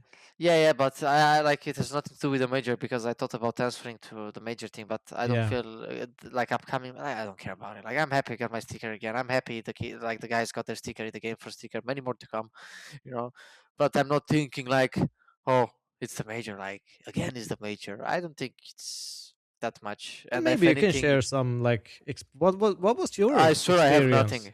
I swear I have nothing from it. Like we won against who it was. Even emotionally going into the major, didn't you feel like in a certain special kind of way? I was scared the shit out of me. I was so pressured and I was so scared of my life. I had no clue what was happening there, and that's why it was such a bad major individually for me because I was so scared of just scared of fucking up, basically. Yeah, it was 084, 086. I will always remember it. It was not good. It was not pleasant. I played very good in the RMR for it, but in the major itself, I was pooping the floor. It was not good. Not good. But that's like at least for me, I feel I gain much more confidence and calmness and maturity from real life experiences and what I've done in real life than CS. I mean, of course, playing tournaments and stuff is okay, nice. But in the end, who lived the real life a bit, like it has nothing to do with real life situations. Like when it comes down to actually fighting for your life, like it was the same in Mountain. I will share a story if I can. I was on the mountain with my girlfriend. We did like 2 peaks. And then we went back. We hiked for like I think 8 hours. It was the 9th hour when we decided to go back on a circuit route. And I remember I saw the storm, like there were like all the peaks on the mountain. And I remember I saw the storm and I told her like, there is no way it can go across the peak and come over to us, right? And she was like, no way. And we were just like chilling, moving around. And I'm not even kidding, like 30 minutes when we went down to the peak, it was a valley like this, right? In the mountains like this. And we were going down, we were in the middle of it. And in like 30 minutes, the sky was completely black. Like there were like hailstorm with the size of these balls on the mountain. I was seeing, I never saw this in my life and I didn't know it's possible, I swear. On the mountain I could see from each peak there were like waterfalls coming down in the valley in the middle where we were, like everything was flooding up. And I was looking and I was like, hey, like we need to run. And like the terrain was like rocks, like this rocks, like rocks this big, like you couldn't run on it. It was wet. And we hiked like 4 hours through the mountain and then 1 more hour 30 to the forest with a hailstorm on our ass. And that was the time I felt like real danger to my life. And I think from that moment on, like my brain kind of turned off. I don't have any emotion in the game when I play. Like I don't feel pressure. I just can't feel it anymore. I'm not feeling scared anymore. I don't feel scared to go and die in the game, because I already felt something in real life. And I think that kind of gives me the advantage a bit in many situations. I remember exactly where I was when that happened. I was with B&E in the practice rooms. When we looked out the windows, it was crazy. But it was now. Oh, I thought we were talking Rio. about Rio. No. We had this in Rio during the major. We were in the practice rooms and the weather went from lovely, all nice to chaos outside.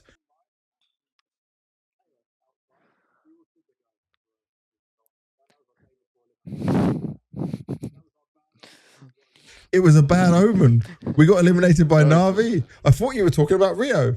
No. It was less summer in Romania when I hiked one of my like the second highest peak in this chain of mountains in Romania where I hike.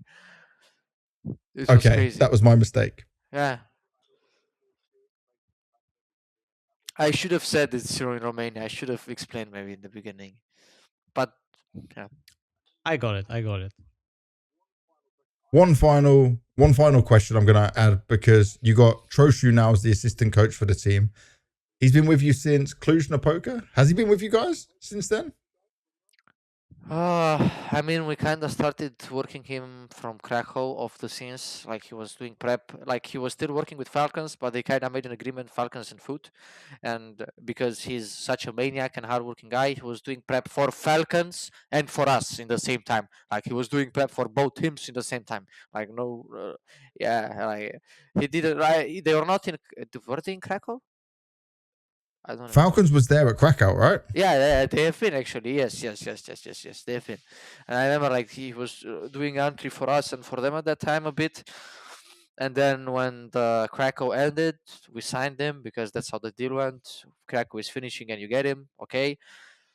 But he's bringing so much impact to the team. Like he is unbelievable. Like I don't know, like you can feel he has the tier 1 experience because not only with Falcons but he also worked with the likes of Ents a long time. And I can see the experience, like he's bringing tier 1 input into the team, and this makes it even better because now you have a guy, like I think it's very good to have someone in the staff, like coaching staff, who was actively in tier 1 for the last years of his life, because one, he's used to the current tier 1 meta, and two, he knows how to handle it. Like he just played for Falcons. If somehow we play Falcons, I would just lay like this on my back at theory, and I let Max speak. I will just let Troshu speak, just like spill the beans, like tell me what they play, their tendencies, everything. Yeah, but he's very good. I think he's one of the best in the market right now, and I hope no one will come after him.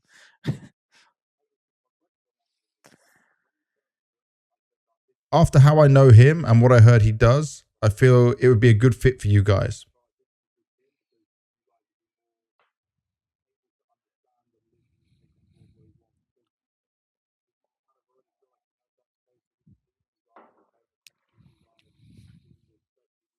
Yeah. I mean, but like that's the thing. If you would stay with us a day in a prac day, especially in boot camp, for example, because in boot camp it's even crazier when we're next to each other. Like you would not feel it's a team. You would feel, I swear, it's like a friendly pack. And I'm saying it because not only that we speak like friends, like no joke, the jokes we make and the way we talk to each other, it doesn't even feel like a job. Like if you would tell someone we are really working, they would say no way they speak like this, because we're friends in the end. We're like brothers. We're just hanging out, like making fun of each other. Like why not? And it's the same with Max, because he's a bit older than us and he has a lot of experience in his head. Like everyone is listening to him, and but I want to make it clear because I don't want people to think that he was not being listening Falcons, because I don't want to to put bad crosses into Falcons and him. Yeah, I mean, for sure. From our side, I think we're much more open to his stuff than Falcons, but I know Falcons were also open, but of course they have different perspectives of seeing stuff. Yeah. And also, do you feel for right now, it seems that you are getting a lot more love from the Romanian community again? How does that feel? I mean, of course, I love it, but in the end, I'm gonna be honest with you. I feel the Romanian community is one of my biggest and one of the best things and one of the worst things, because I need to be realistic, and I always said it on my streams. Like the Romanian people were the ones who got me up into the scene, and they were the ones who tried to bury me down into the scene.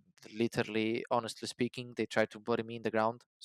No joke, with facts like lies and rumors, and no one told me anything, and I had to find out from different foreign players from tier 1, tier 2 about these lies in events, or like the straight up phone calls at 2 a.m. in the fucking night, like just you know.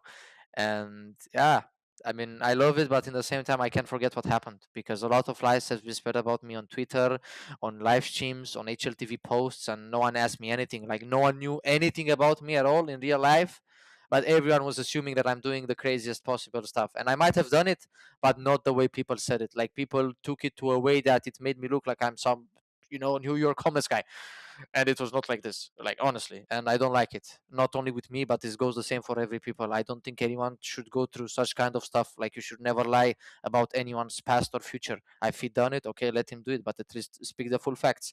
Don't shove dirt in his mouth for no reason.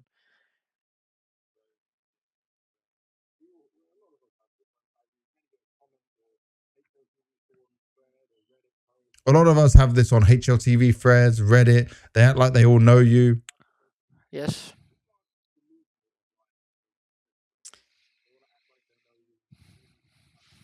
Yeah, but that's the thing. It's like Devilwalk. He likes to wear women's clothing. Where do you read that?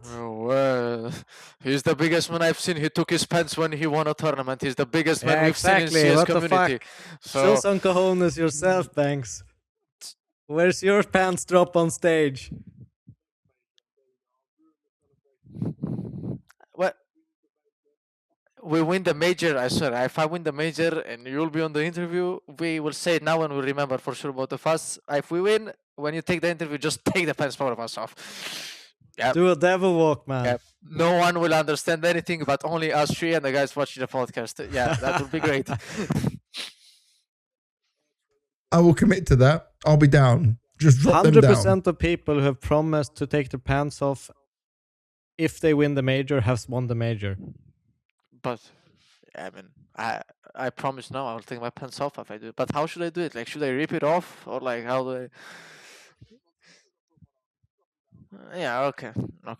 Just boss it. But I thought the devil like ripped them off. No, I just dropped them. Oh, I thought you ripped them off. Oh, okay. Yeah. I'm not that strong. Like that's how, I don't know, that's how I had it in the back of my head. Like I knew he did it, but in the back of my head he was just like, like. We just talked about this. Now this is how forum posts start. This is gonna be the biggest news on Twitter after the release. If lauNX wins the major, he's gonna take his pants off. Yep. Then I'm gonna have to do it. The rest of the team are just gonna look at us crazy. Man, they won't say anything because they know I'm crazy. Like they would say like, hey, normal day in the office. Let him do his job. So lauNX, thank you so much for joining us after winning Bucharest and learning so much more about your career. It was absolutely wonderful to just learn more about you as well. Lastly, is there anything else you want to say?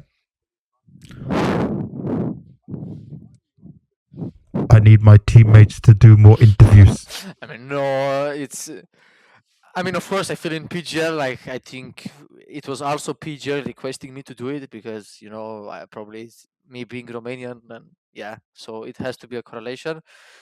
But I always told them, like, they should take the interviews because it's helping their image and it's helping them speak more open to the public because, yeah, like, we win a tournament on stage, you have to speak in front of everyone. What will you say? Like, hey, thank you. Good. Okay. No, it's like, good practice. We need to be strong speeches. I want to see them speaking good. And thank you for having me, by the way. It was our pleasure entirely.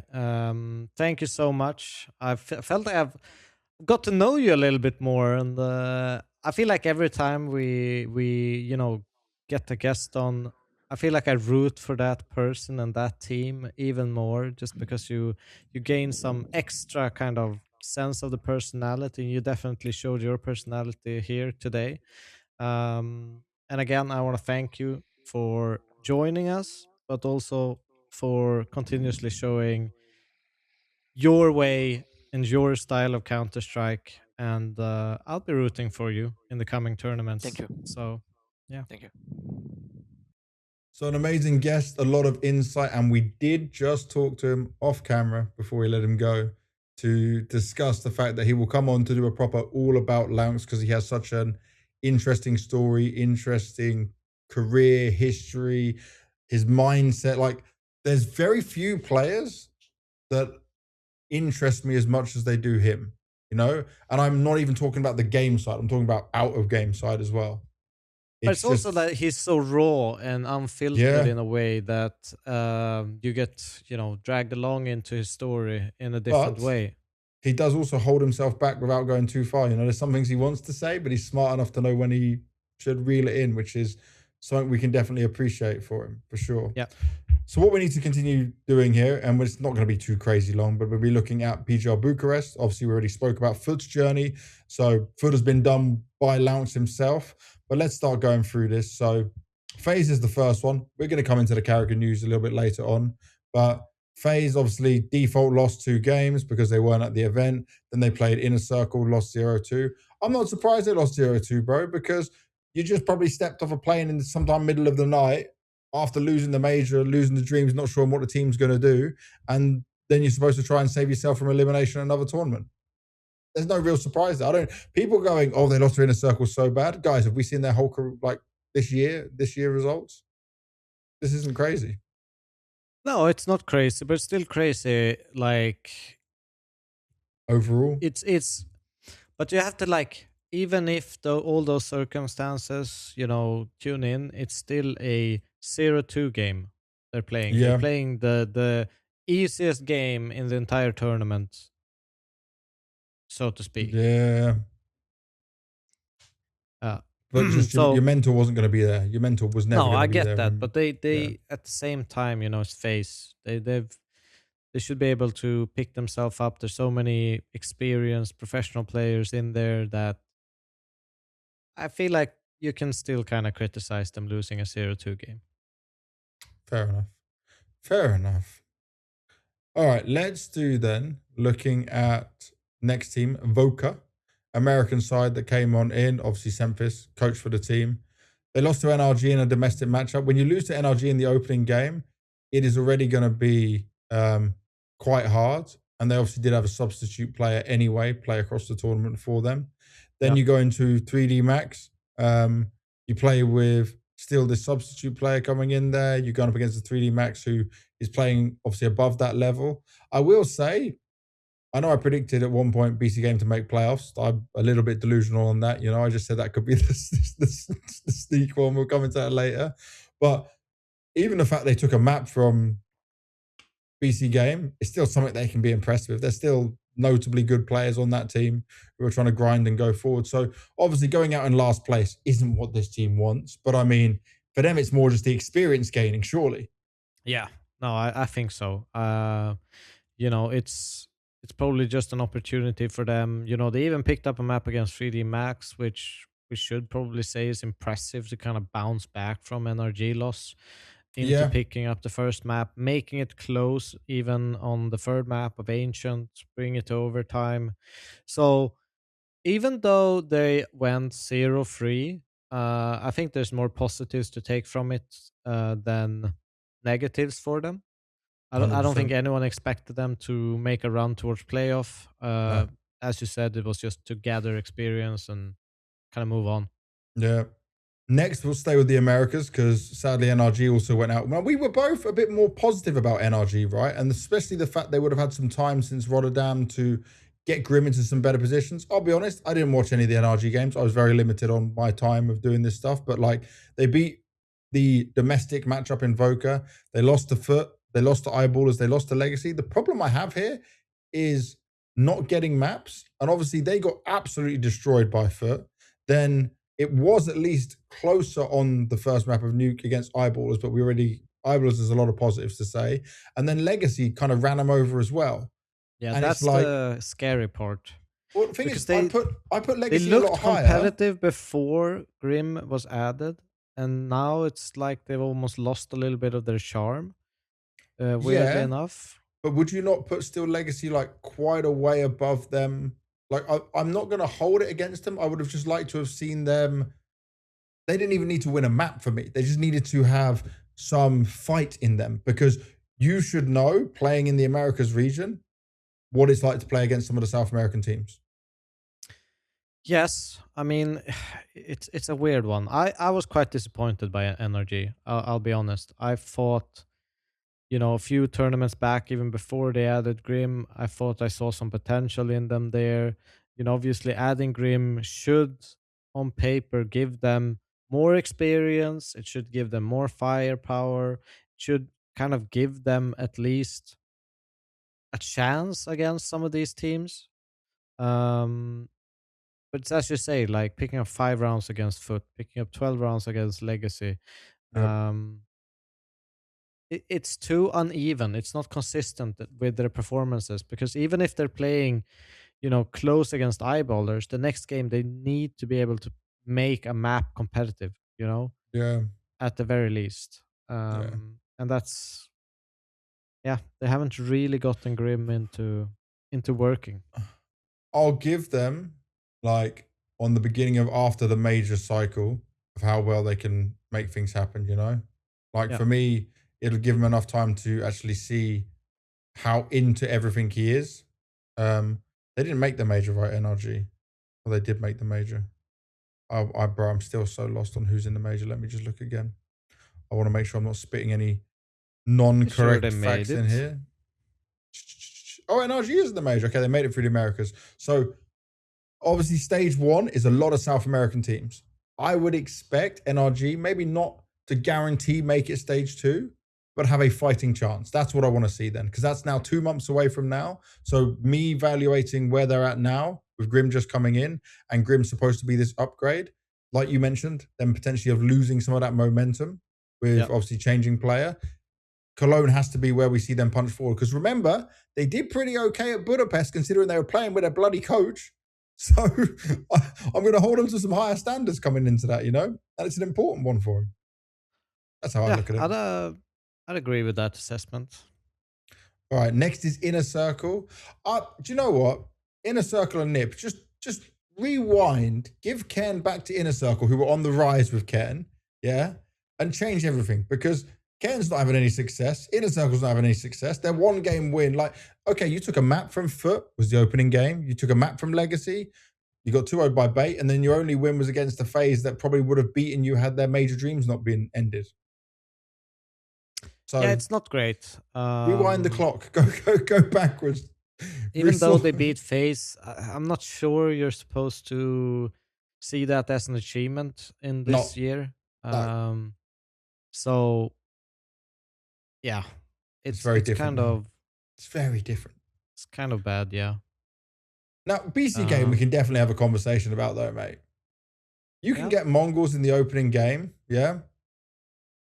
You pick Dust 2. You hear from Taz that they need more time to be together as a team, take that time. And I really like the Taz addition to this version of BC game and what he can bring and what he can help with. But I mean, this was diabolical. Like,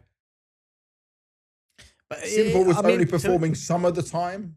Like, it's not, he is no longer the greatest player of all time. He was in CSGO. That's what he can have, right? He was in CSGO.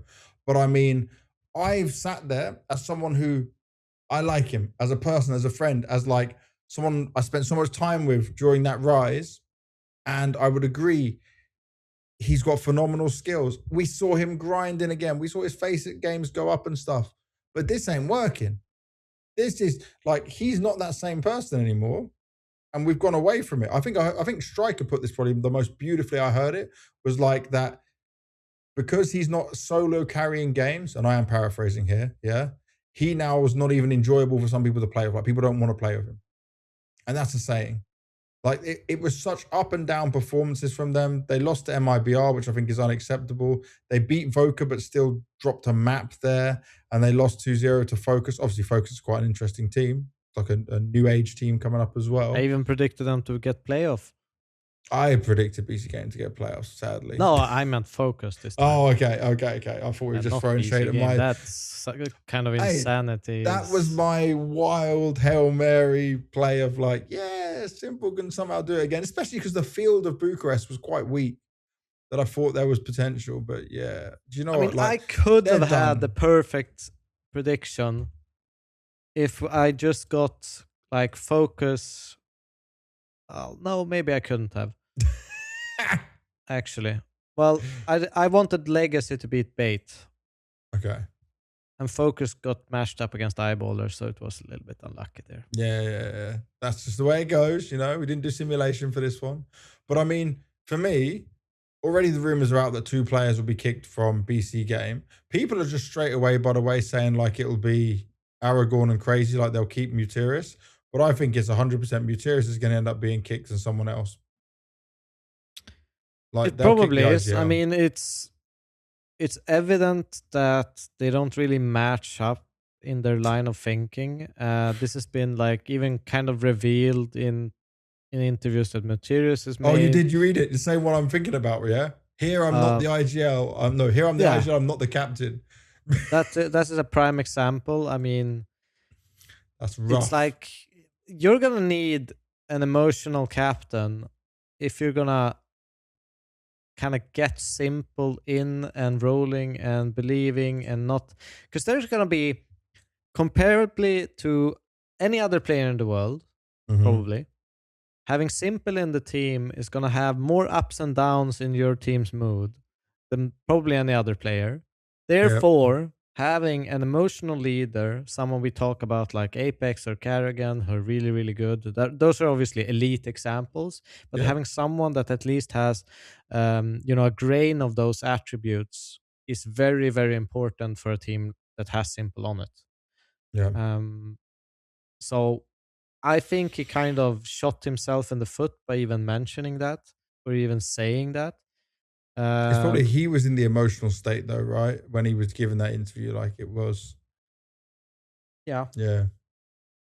And also, I agree with you though. But they also, BC Game, are going to throw stupid money at this. And people, there was that thing that came out that like Simple tweeted, no way dummies believe that I have 120k per month. It's not even half of this. For him to be on 120k a month, he'd have to be streaming and also spinning on BC Game on their casino or whatever, right, at the same time. But didn't also BC Games like CEO hint on like Magisk is not going to mouse points? Yeah. And like they made approaches to Dong to see if there was a number. Like they are willing to buy and take anything they can get, right, to try and make this work. But what is concerning is that doesn't seem like Simple and Electronic are a pull for many players to be like, yeah, I want to play on that team. It's not 2022 anymore. It's not 2021. Nope. It's a long way from that. And I don't think his kind of marketing period that Electronic had in VP does them any good either, because shouting at players. It doesn't look like a FUT family friendly environment. Of course you have to do that. It's not. And like, imagine even if you are maybe a young Ukrainian Eastern European player who really wants like a desperate jump up in your career, sure, maybe you might think about going for it because it's Simple, but I can't imagine many others agreeing to go into that right now. No, I mean, it's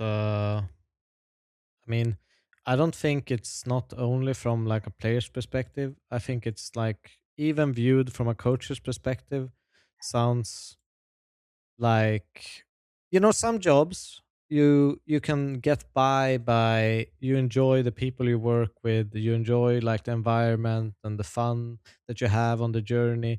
I don't really see, if I would jump into that project, that I would have those feelings.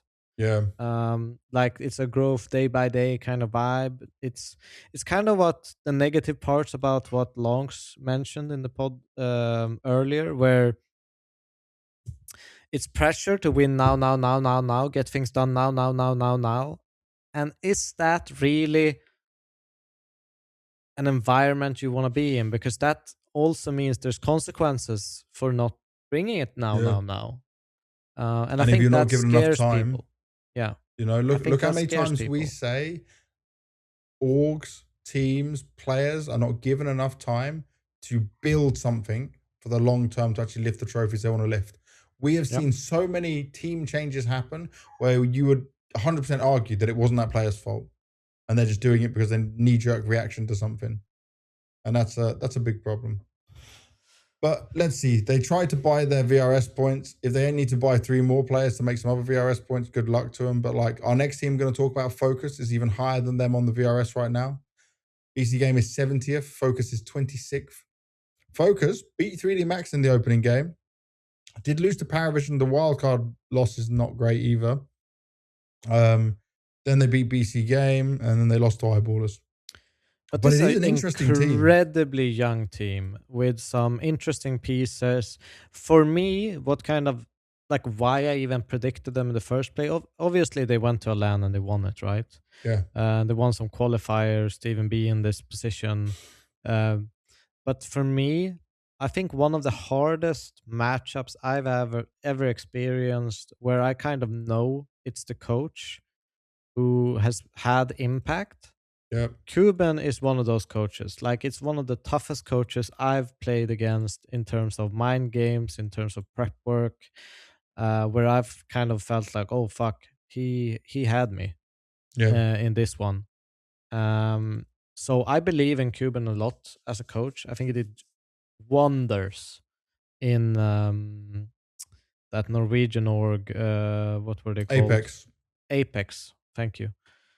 I think he did wonders there. I'm surprised it has taken him kind of this long to I'll explain get to a you project going. Was it ENS he went to? Or? Yeah, but I'll tell you why. People are stupid. People underestimate Cuban's ability so much. He is one of the most underrated coaches. And I'll say this about Cuban. 100%. I know him personally as a friend. Yeah. When I spoke to him at JL's wedding, I've said this publicly before. He's got a very harsh way of dealing with players and a specific mindset on how he views the game. It is a good mindset, but if people don't buy into it, or the players don't work with it, or the organization doesn't give it the time, he's not going to succeed. But his history after working with VP, when he finished his playing days, everything he's done as a coach, if I look at Mad Lions onwards, so Mad Lions, they had success. They grinded the rankings, even competing at some of the partner leagues where you had to get open qualifier spots, yeah? Did the same on Apex, plus leading them to a major. Was doing great work at ENS, but then for some reason they didn't agree on things, and obviously Cuban is mature enough to just say, okay, you don't believe in it, I'll step away. He's done this time and time again. But if you get players that believe in him and an organization that believes in his vision and way of doing things, you will get winners, and you will get players that can perform. And like ZTR and Volt are known quantities, but you've got Banjo, Jorko, Mafios. All of these guys will be able to flourish and thrive under him, for sure.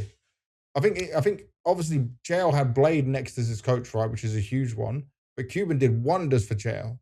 Like, took him from Mad Lions to Apex, that got him the call up to Na'Vi, and they had such a good relationship, and JL was able to, and obviously again, it's both Eastern European mentality, but they were able to put that together and harness that on moving forward. Some players have to stop being so soft and so weak. Looking at our side of the pond, our Eastern. No, but I agree. I think Cuban is one of the most underrated coaches out there. I think he's absolutely elite, and it's a guy that you just need to buy into his system. But I think that if there's like a few coaches that work in the way that Cuban, Blade, like very systematic, strategic. Yeah. They will find consistency for your team. I think Cuban is in that category. I think it's like almost unbelievably underrated. But Focus, very interesting team. I am looking forward to see what they got going. You nearly hit the jackpot. We're getting them through the playoffs as well. Nearly. Legacy. Now, this is the team, Devilwalk, that disappointed me. This is where the disappointment starts. Because FaZe is one thing, but I had higher hopes in this field of teams against Legacy. You lost to Parivision, nothing wrong with that. You beat Inner Circle. Okay, you dropped a map, but I'll accept it because Legacy always drop a map, right? It's their style of play. You lose to MIBR, man. Like I'm not underrating MIBR, but Klim is. I still don't believe in this Klim guy. By the way, I'm still waiting for this fallout. Like MIBR need to cycle in a new player, and people are going to cook me for saying that because they're just going to look at numbers. But I'm not sold on him as being this like wow breakout player for it. Like you shouldn't be losing to MIBR. Then you beat NRG. Okay, it's nothing to shout home about. And then you lose to Bait without taking a map, and you did kind of get rolled on. And even Sizzy was performing really well there at the same time. Like for me, I'm not going to take this one event and be like harsh on Legacy, but this wasn't good enough. Like this was way beneath. Like for me, it was a must playoffs. I mean, to some extent, I agree with you. I just have this view of Legacy where we're never, ever, ever going to see them be consistent. And that's going to be blimps and bumps with tournaments where they lose. But eventually, they wake up on the right side of the bed and they're going to destroy everyone. So I just have that view of Legacy. Yeah. I know what you're saying. I get it. Still disappointing as a tournament as a whole. Like I agree with you there. I think they should be making playoff. I predict them to make playoff, and they fell out short. And it's that MIBR loss is probably the one that is gonna haunt them a little bit more than the others. Feel like this is a Swede comes in and brings MIBR glory. It's kind of wild, huh? But it's such a grudge match matchup. Domestic one. Yeah. Domestic matchup that they obviously want to win that one, and they obviously want to be perceived as one of the better Brazilian teams. So yeah, that one will sting.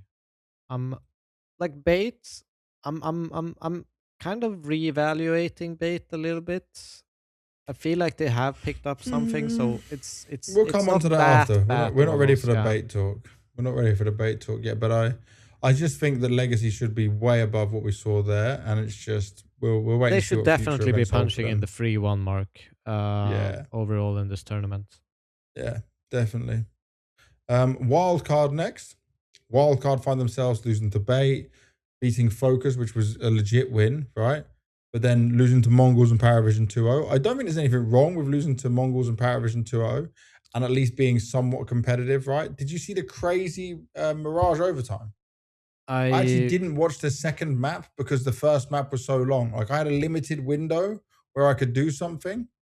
And then I looked at this and went, well, I guess I'm only watching Mirage. It was 28-26. It was embarrassing from Parivision, I'll be honest, to let it go like that. But I mean, it's just I thought once it goes to overtime, Parivision just win. Instead, we just kept going.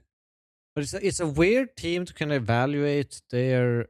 because they obviously end up in the 2-3 bracket, but that's with a default win versus FaZe. That's where their second win comes up in. And they play some really close games against some really good opponents. I mean, even if you look at the Bait one, it was pretty decent. You look at the Mongolz one, 13-11, 13-8. And obviously the Parivision one, 28, 26, 13, 11. They're competitive, but they still only really picked up one win. But I think overall, interesting lineup. It's kind of a European-American mix. Hex being in there, someone I kind of felt like almost got robbed of a spot in M80. I thought he did good in that team. Obviously, a big talent like JB came out and they just had to pounce. But I still don't think, I think Hex kind of deserved a spot in how well they played in that team. So it's good to see him kind of back in a big tournament. And it's cool to see, this Parivision IGL of Nemanja. Serotonacity, not Parivision. But played a very annoying style. I remember them greatly. There was a lot of clashes with the B&E in the days. And he's been grinding a lot, right? He's had, I don't know what teams, but I just remember hearing his name for a long time. He said 4 years on Zero's Tenacity. He had that I Will stint as well before this. So he just plays a lot. He's an active guy. He's definitely trying to grind his way through on it. So it could be a shot for him. I know he's enjoying it at least. But my expectations, I think like this is probably, I would expect him in this category, you know?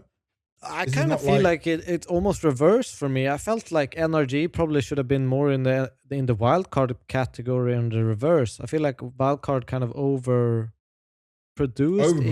overperformed to some sense. I mean, by expectations, maybe I'm being harsh on saying overperformed. They performed really well, and I didn't expect them to perform this good against this tier of opponent so quickly. Okay. Yeah, I get it. But it's only one win, so I'm thinking of 3. I'm just looking at it as 3-1 when you had very tough games. Yeah. It's like a good spot for him. Next is MIBR. Making playoffs is crazy. Making playoffs, and like they didn't have the easiest of runs. Like the wins they had were Eyeballers, who also made playoffs, Legacy, who we expected to make playoffs, and BC Game, while also playing Astralis and 3D Max.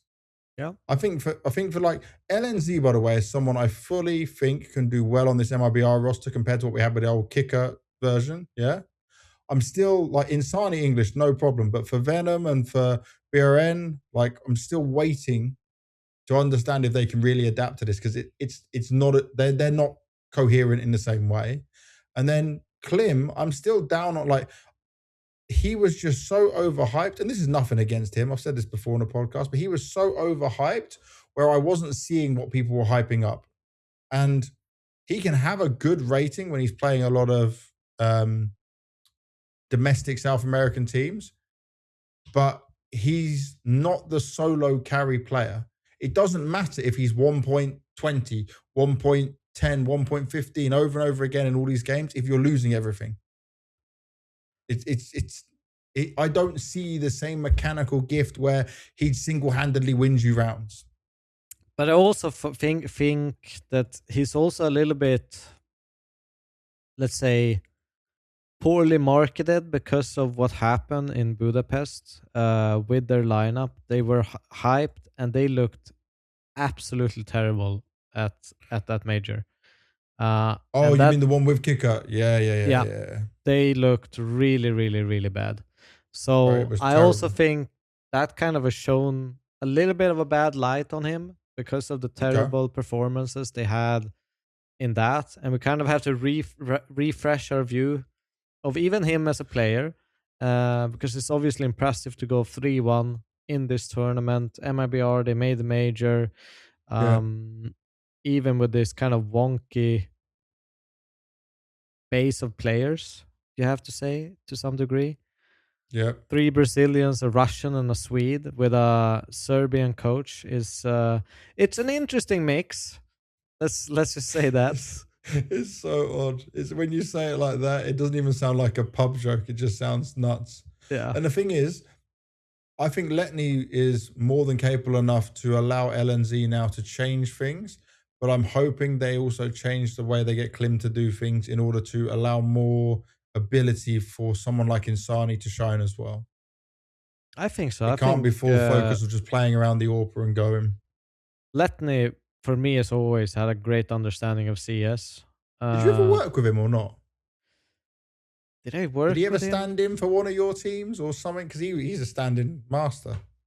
He might have trialed or helped out. I can't remember, but I do remember talking CS with him extensively for one bit. I like him. I think it was when we were in FPX or something, and we were even considering having him as IGL at some point. Either way, he's great at Counter-Strike, and he has great view of Counter-Strike. I like his view of Counter-Strike. So I have no doubts that he's also an incredibly hard worker. It's you cannot fault him for that. Now, this is when we're going to change on to something so much more positive. We're going into your neck of the woods. We're going to your very soft country who had some hard Counter-Strike to play. Soft country. Because just on the back of what we were saying with lauNX. But they did not play soft Counter-Strike. JW don't play that soft Counter-Strike. This was legit. This run was so good. And okay, people can say they lost the Mongolz and Astralis. They beat Focus, MIBR, NRG. Not the hardest to make playoffs, but they beat Astralis. They did beat Astralis. They just fumbled so hard when they were at the finish line. They were up 11-4 on Ancient. That's my diabetic alarm. They were up 11-4 on Ancient, and they sadly fumbled it. Yep. That was in their hands to 2-0 Astralis. Now, JW took a lot of that himself, said we couldn't close it out and they couldn't reset going into the last map. So they didn't actually beat Astralis, but this could have been one of those epic runs. That's going to hurt them, but it's a lot of learning experience. They could have made finals for sure. Yeah. Yeah. No, but I like it, man.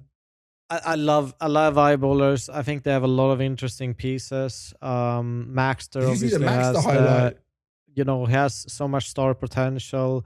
I think, this was a rough tournament for bobeksde, but he's normally one of really their absolute best players. So it's a little bit of a shame that, he didn't get to show and highlight what he can do, because he can definitely play at this level. This was just a poor tournament for him. Unfortunate, but even if you look at someone like Rolf or Dex, they are very, very interesting pieces as well. And I think they have a good, solid build of what you need in a team, with different people taking different amounts of space in a team. So I like it. I like Peter as the coach. He's done some wonderful work with them since joining, grinding their way up. And it's one of the reasons why Swedish CS is back. This is very true. Very true. And you know what? For bobeksde, it's a very big event for him. And there's probably a lot of pressure on him to perform the same way he was. It'll come with some time. He's not one of them players that I'm worried about. I mentioned to you, did you see that Maxter highlight? The spray down? Yes. Bruh. That was nuts. He was as surprised as you were. Yeah. You can see it on the cam. Sometimes it just works. But I'll say this. If that can happen more regularly for them, these kind of runs, this could be a consistent team to be grinding forward to seeing at some of these other events, to see at some of the events next year or next half of the season where bigger teams don't attend. There's going to be opportunity now for them, and I'm excited because this is not the first or last time we're going to see them in terms of a tier 1 event. No, I don't think so. I think they, even if they have down periods, them and Alliance, I think, are going to have regular showings for tier 1 events. Who do you think is better right now? If you want consistency, I think Alliance. Yeah. I think eyeballers, they have maybe a bigger ceiling at times. They can at least play a bit more on momentum than that probably Alliance. comes from JW's but it's way very of different the game. styles of Counter-Strike. Your Alliance has it's a more structured style, with eyeballers being a little bit more wingy. True. All right, well, that's enough about eyeballers. We'll go on to Bait. So Bait, I didn't have expectations for them. At one point, I thought they were not going to do anything and this was so dead. And now, okay, beat Wildcard, lose to Astralis 3D Max. Then I started to get worried. You beat Inner Circle, you beat Legacy. Legacy's a positive one. Then you lose to FUT, which I think everyone expects them to lose to FUT, but they even improved their overpass enough, or maybe FUT didn't improve their own overpass enough, but FUT's overpass is normally good. We see them challenging some top teams on that map. That I would say that this was a good run for them. Still, there are times where I'm seeing the Sizzy they keep telling me about, but I think let me just check. I'm not going to lie to everyone, but I think he was still the lowest rated player of the whole team. No, okay. Alex was under him. He had a 1.0 rating this time. So there is growth with the young kid. There is growth. And he even did some interviews and content as well. So I think we're on the right track with him for everything that was told to us. I agree. They're on the right track with him. But I have a hard time sensing where I put Bait. I have a real struggle where I'll- how good are they? Because obviously, It's hard. Because I don't know where to put them either. I was going to say, right, remember, they were one. This is the other thing we have to hold them to. Budapest, one game away from playoffs of a major. And now that seems so far away for these guys. And Kenzor, how many times have I been positive about him at this team, what he can do, his raw skill? He's still there, maybe not as good as he could be, but both him and MPL are not as good as when MPL was leading. but it's a weird one because like Essential used to be kind of their low-rated player in this tournament. He were their fifth best rated player of the entire event. That's kind of one off for him, though. Maybe even fourth if you remove Carrigan from the list. He only played 2 maps. Yeah, Carrigan don't count, bro. So fourth best player of the event. Yeah. And I mean, that's great, but you need all the pieces to kind of shine. Yeah, last 3 events, he's been higher, by the way. He's gone 112, 116, 121, last 3 events. Yeah. But for Bait, this is a great tournament. It's kind of stopping the bleeding. It's a way for them to kind of finally get some breathing room and some space to actually believe if they are making the right decision or not. Because if obviously it was close, they could have went out in the other pool, but they didn't. They made playoff. They made a quarterfinals. They lost against the winners of the event. They played great against the winners of the event, narrowly losing 2 maps, 13-11 and 16-13. Yeah. Overall, great success for Bait in this tournament for me. Yeah. Parivision next. And Parivision.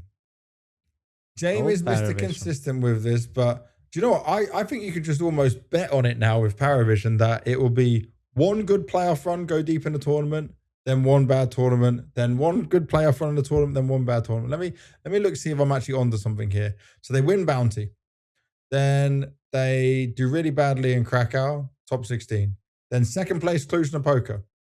Then do really badly at EPL. Then third to fourth in Rotterdam. And then I'll say really badly in Bucharest because the elite teams are not there.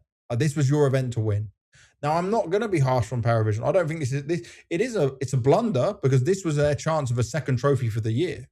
Realistically, people should have been looking at this as like, depending on the bracket, obviously a FUT, Parivision, FUT, Mongolz, Parivision, Mongolz, that kind of a grand final, right?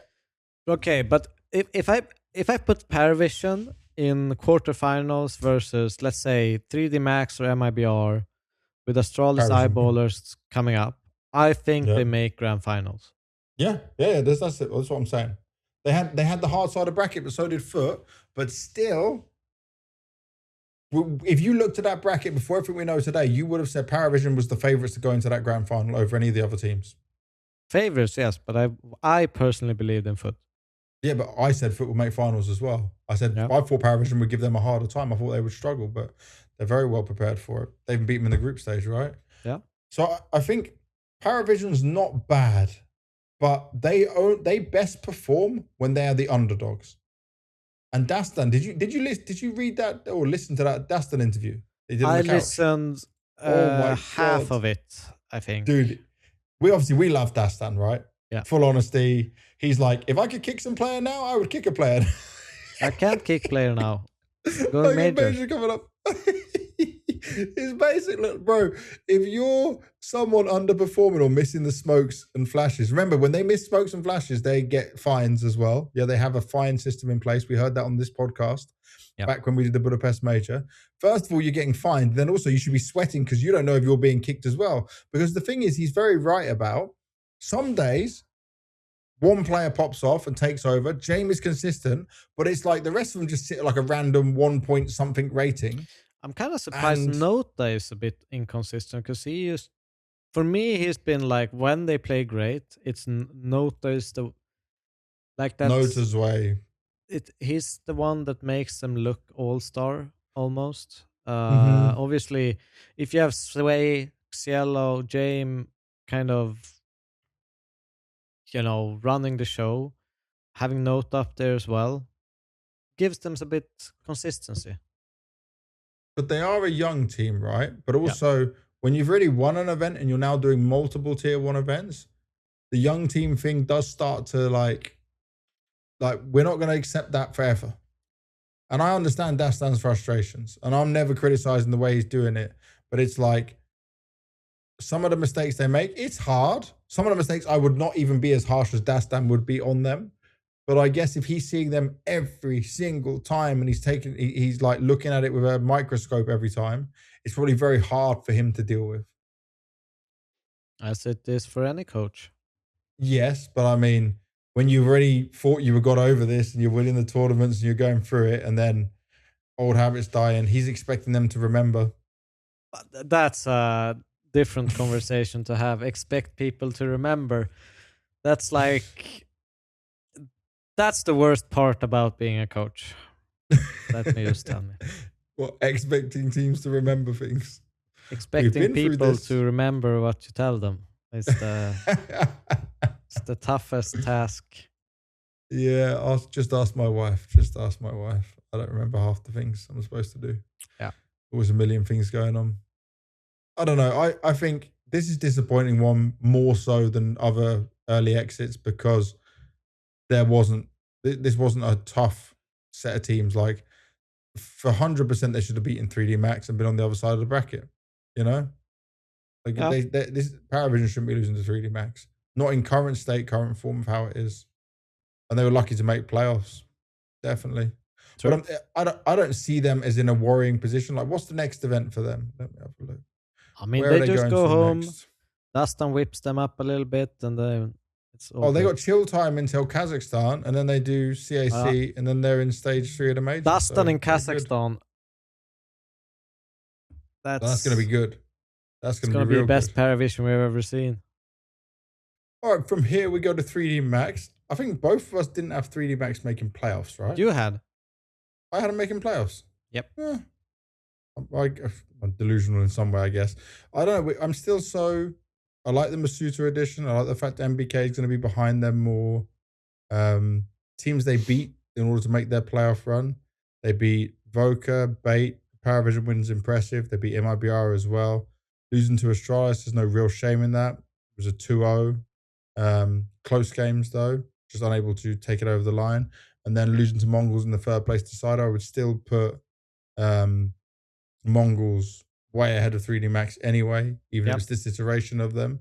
So I think this is a top 4 is very good to 3D Max. Yeah. Considering where they're at. Like, this is one you can look at more positively. But I remember we were talking about them last year. Could be a constant top 8 team, playoff team, and then it never came to be. So I'm not out on this team. I'm just reserved about how I look at it, because obviously if there was elite teams here, the same for many of the teams, they wouldn't have made playoffs. But I mean, I would never put 3D Max in that conversation if the elite teams are here that they could even have a chance of making it to playoffs. But they've got time to develop with this roster. I think that's a fair assessment. I do think there's something exciting happening around 3D Max. They've just, gone back to their old coach, bringing in obviously MBK, switching a little bit of roles. Masuta is in. I think there's something interesting about what they're trying to do, and I think that they have the potential to go further than where they were at with their last lineup. Mm-hmm. But I think it's a little bit of a time game for them, because they obviously made all of this stuff a month ago. I'm not sure they've had enough time to really settle into all the changes and all the things that they will be doing. So I'll be giving them a little bit more time, but I'm positive on 3D Max. And I think overall, the tournament itself and the performance, it was great. It's a step in the right direction, because we have to remember a month ago they were free falling down to 26th in the VRS, and they were for quite a while pretty stable around that 10 to 15 mark. And they're heading back in that direction. I think they're currently 15th, so they kind of bumped their way back in to that stability, but I think it's gonna progress a little bit further, and I think they can be competitive against some teams, especially the likes of like G2 or someone like that. But I don't think they, as you mentioned, will be, defeating Vitality anytime soon. Definitely not, especially that French matchup on the cards. And what's interesting, right, since like late or say August 2024 all the way into where we are now, they've hovered anywhere max going up to 8th in the world on VRS, and then roughly they average out around like top 12, 13, and obviously they're back there right now as being 15. So I feel like this is just a position for them to go anywhere close to being a top 8 team right now. When you've got teams like FUT and Astralis punching higher, it's like their spot's just going to keep dropping down because I don't see where they can go to match it. So I feel like they are still yet to show us a way for them to go further, and find a way into it. And it's more just all on them and all eyes on them to make that possible. So next is Mongolz. Now, Mongolz, I don't know. I never had them. I had them as a team that could make grand finals and win the event, but I never believed in them. If this was Mongolz of like Austin time or before Senzu was gone, they would be clear favorites. Yes. Yeah, exactly, by a long way. Their run wasn't bad, right? They lost to Astralis and they lost to FUT, and then they beat 3D Max. So they only lost 2 times. I think the Astralis loss is painful because they lost in the group stage as well, right? Yeah, group stage one. So that could have been the 3-0. That could have been 3-0 for Mongolz and through to playoffs. Obviously, all teams go to quarters anyway, but it's obviously seeding side. Yeah. But they beat Parivision, they beat Wildcard, they lose to FUT in 2-0, and they beat 3D Max 2-0. 3D Max one we just spoke about was at least a dominant victory, right? One to be proud of. But it's still, they were doing this also without Mara. Some people told me, by the way, I'm not sure if this is true, that like he's having a kid as well. So if he is, congratulations to him. That's awesome. Obviously, hopefully he's back for the major. But I don't know. I don't think this isn't good by their standards for a team that can lift tier 1 trophies and be in tier 1 grand finals. But it's still their development as a team right now that puts them on an okay position. Yeah, I mean, a 3rd place finish, it ain't that bad. They were never really front runners to be the winners in my book. I think that they're in that weird space where it's gonna take them some time. They're either gonna fall or kind of fall upwards or drop down very hard where they need to make more player changes. Mm-hmm. I'm still not completely sold on Cobra Sera versus Sensor discussion, even though it's something we need to maybe stop even discussing at this point. But I like him as a player. I think he's good. They can definitely shoot, as long as said in earlier in the episode. But I'm still keeping my kind of reserved view that I think they will hover around 10th to, like, I don't think there will be a credible top 5 team for a consistent basis. Okay, but what do you think of like the development of Cobra Zero so far? Because he's hitting some good highs. He's looking really strong. I think there's nothing to blame him for. I think obviously he's kind of thrown into a very, like, the deep end to some sense. And I think he's doing as well as you can kind of expect from a player. I think that there is potential in him. There's growth to be had in him. But they've only had 3 months, and just jumping from, was it the Huns? Yeah. The Huns to the Mongolz is a pretty big leap to make. So yeah, he obviously needs to get a little bit more comfortable in this in scene. And I mean, he's only 20, so there's room to grow. Yeah, and I feel like he has some moments where it catches me and I'm like, oh, I'm liking what I'm seeing from Cobra Zero. And it's just finding more consistency in that and finding some more confidence in that, especially against good opposition. Yeah. I don't want to compare him to Senzu too much, but I want him to see at least have the level where I see moments of him being able to take more of that space like Senzu used to do. That would be nice. That would help them a lot. Because it limits them where... But obviously Senzu had that over time, right? With just knowing what to do, reactionary to things. Yeah, I think it's going to take some time.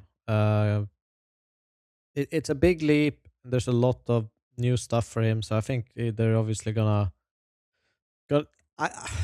For me, I'm seeing like this year's kind of just riding the wave for the Mongols, and maybe they'll get some exponential burst at some point. But I'm kind of seeing it to be maybe next year, if they stick through it, because it's such a...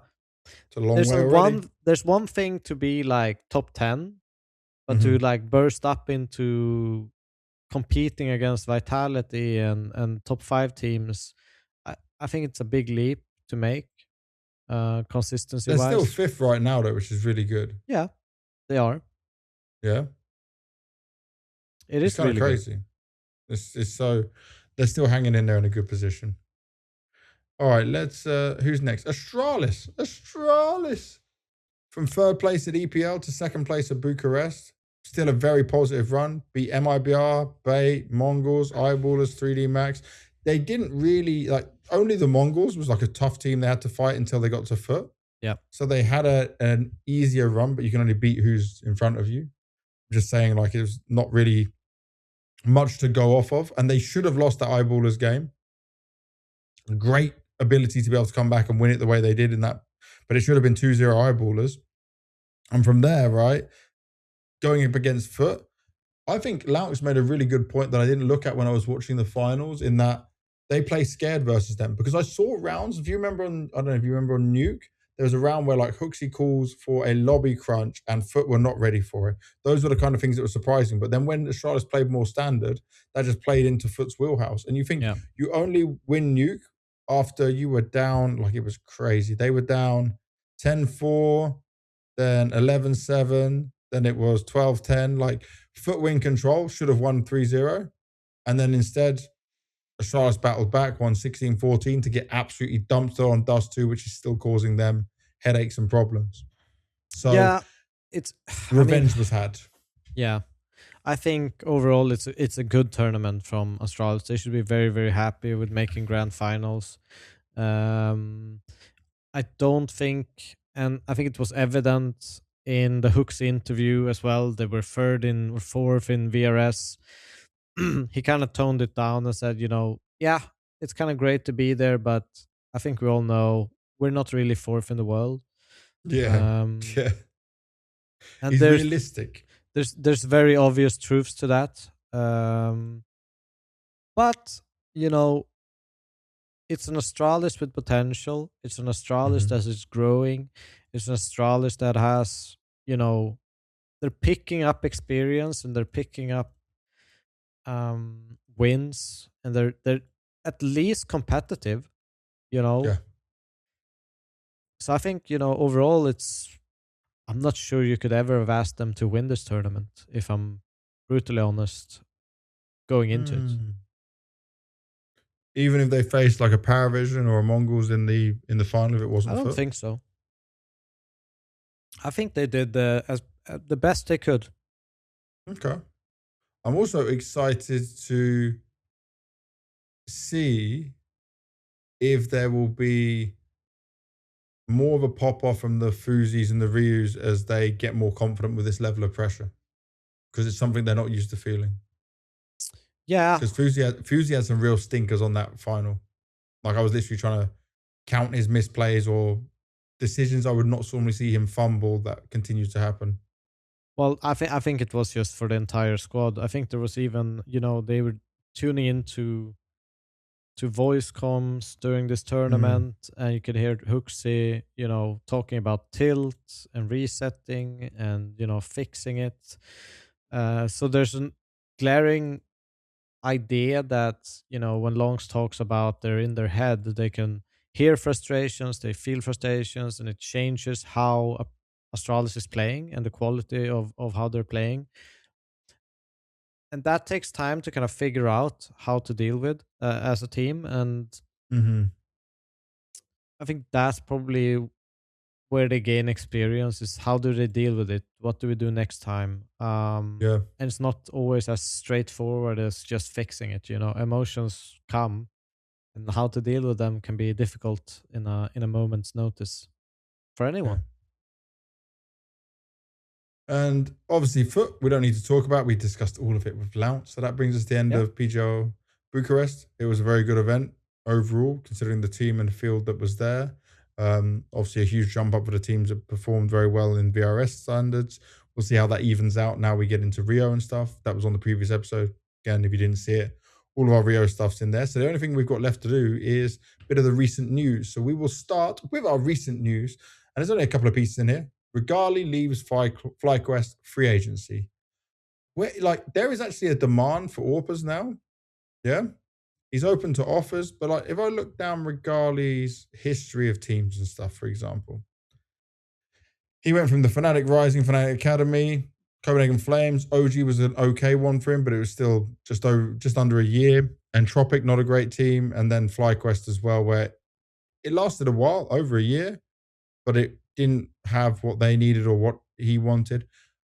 I still think he's capable, but he's one of these AWPers that I feel like he needs a lot of catering to. He needs a lot of setting up, and he needs a lot of resources for him. And I'm not sure if that works for a lot of teams, especially he might have to look down at lower tier teams as well. I think the hype is starting to die for Regali. Sorry, I'm selling stocks if we're doing it any way in that way. But yeah. It's clear Regali has, he has potential, he has a skill set. I'm starting to wonder how coachable is the kid, how these are the questions that come up in my mind, because he's had, he came from a Copenhagen Flames OG, being one of the most hyped young AWPers in the scene, to now it's starting to dim downwards in trend. And I didn't think he had a very good major run either. I felt he had the great first stage. Yeah, but when I look at AWPers, one of the core attributes I look at is, what does this AWPer do when your team is struggling? Yeah. Because I think that's one of the biggest responsibilities for an AWPer is to start picking up kills, start finding, ways for your team to win round, alleviate the riflers from just running in and dying. And I felt make life easier. He went a little bit too passive in my eyes, which can happen to anyone. Still very young, capable AWPer, only 23. I'm sure he will have his opportunities kind of bounce back into the scene, but it's rough times for him. I feel like if you don't make it work in an Oceania team, then you have to take a step back even further in Europe to be able to build yourself back up. And it's about that fight he needs to show in order to do it. Yeah. So let's see what could be next for him. Let's see who will give him a shot. But he's gonna have to. He has to show something next in it. And then our last thing to touch on here, Karrigan to join the Falcons. People said it would never be. Nico and Karrigan back together again. I'll say this, Yanko tweeted out earlier, they did a podcast with Yanko and Nico on ESL ages ago, I think it's a year ago or so. And that gives you a lot of insight into just how it could work, how their relationship can be, what they're like, right? I need to go back and watch it, but I do vaguely remember some of the moments they were looking at there. But I will say this is true. HLTV and KRL was the French streamer was the first to report it. He was correct. It was not a dummy. HLTV confirmed it. And I spoke to some people and they also confirmed it. I showed Devilwalk yesterday and he was like, oh my God. When I sent him the screenshot that I can't show you guys, he was like, what the hell? Because this is real. This is happening. And people Devil, you got a different opinion. We had a little chat about this, but I think this is great for Karrigan because this is less firepower for Falcons. This is exactly the player's style that works for Karrigan at his best. And I might be a romantic and a dreamer and all in on this, but I'm just thinking, Kioski, Nico, Manasi, Tessus is there, but I mean, those three, no one's good. Like the loosiness, the playing off feeling, the going with it. It might be a bit harder for Kioski to be like quick on it and go. But for Monasi, for Nico, this is going to be great. For Tessus, it's going to be no problem. I love this on paper. And they need a leader. They need a like, by the way, I'll say this, nothing against Kixan. As an IGL, I love him. But I think in that current team where Nico is such a voice, I don't think it's working in this fighting that off, yeah? And I'm not saying that's the right way to do a team, because I know Devilwalk's going to come with a coach mindset about how this can be split. But I mean, there's going to be no bigger voice than Carrigan in that team. It's not happening. Doesn't matter what Nico's saying. You can call as much CT as you... If Carrigan decides something, he says jump, you say how high, that kind of mentality. Okay, let's... Here we go, right? Let me sit back. Let me get comfy. Let's kind of dive into this. So, yeah. First of all, I feel bad for Kixan. I think still Kixan is an IGL for the future. I think that he is, capable of leading maybe one of the best teams in the world in the future. Getting Carrigan in, I think, yes, it solves issues with the emotional leadership, maybe some chokiness to them, that he can give them some restraint in the middle of the round. He has a big personality. People listen to him. In that sense, makes, logical sense. It's all great. The one thing I'm a little bit worried about is if I look at the FaZe project, for some reason, you can't just look at that project and say that there is zero fault in Carrigan for this drop-off. There has to some degree, be something, the way they're working every day, the way they're practicing. Something is wrong with the talent and the players that they have there in that group. And for some reason, Carrigan has failed to kind of bind that group together again and harness the skill set of what's been there. But yes, okay, what's but your but? Don't you just say like, yes, Carrigan can take some of the blame, but Brokey was a big problem. Jacob 100%. Definitely wasn't the right fit. Yeah. But you're also FaZe, this could have happened a year ago. Yeah, this could have been, Carrigan saying, okay, this is not working anymore. We need to fix this before we sink this ship even deeper, so no one can recover any parts of its ancient history. It feels like, every time I see, I don't know how FaZe works, but I still assume to some degree that Carrigan's input has been important for FaZe throughout their journey, and why they've kept some players and why they've, changed people. I don't think his input has been irrelevant, even though he might not have been the one deciding the be and an end all. So all I'm saying, I think on paper, Carrigan's move to Falcons makes sense on a surface level. What I'm wondering is Carrigan up to the meta? Has there been problems with the way they've approached CS that has caused their downfall as well? And is this just going to magically fix itself with him joining mid-season?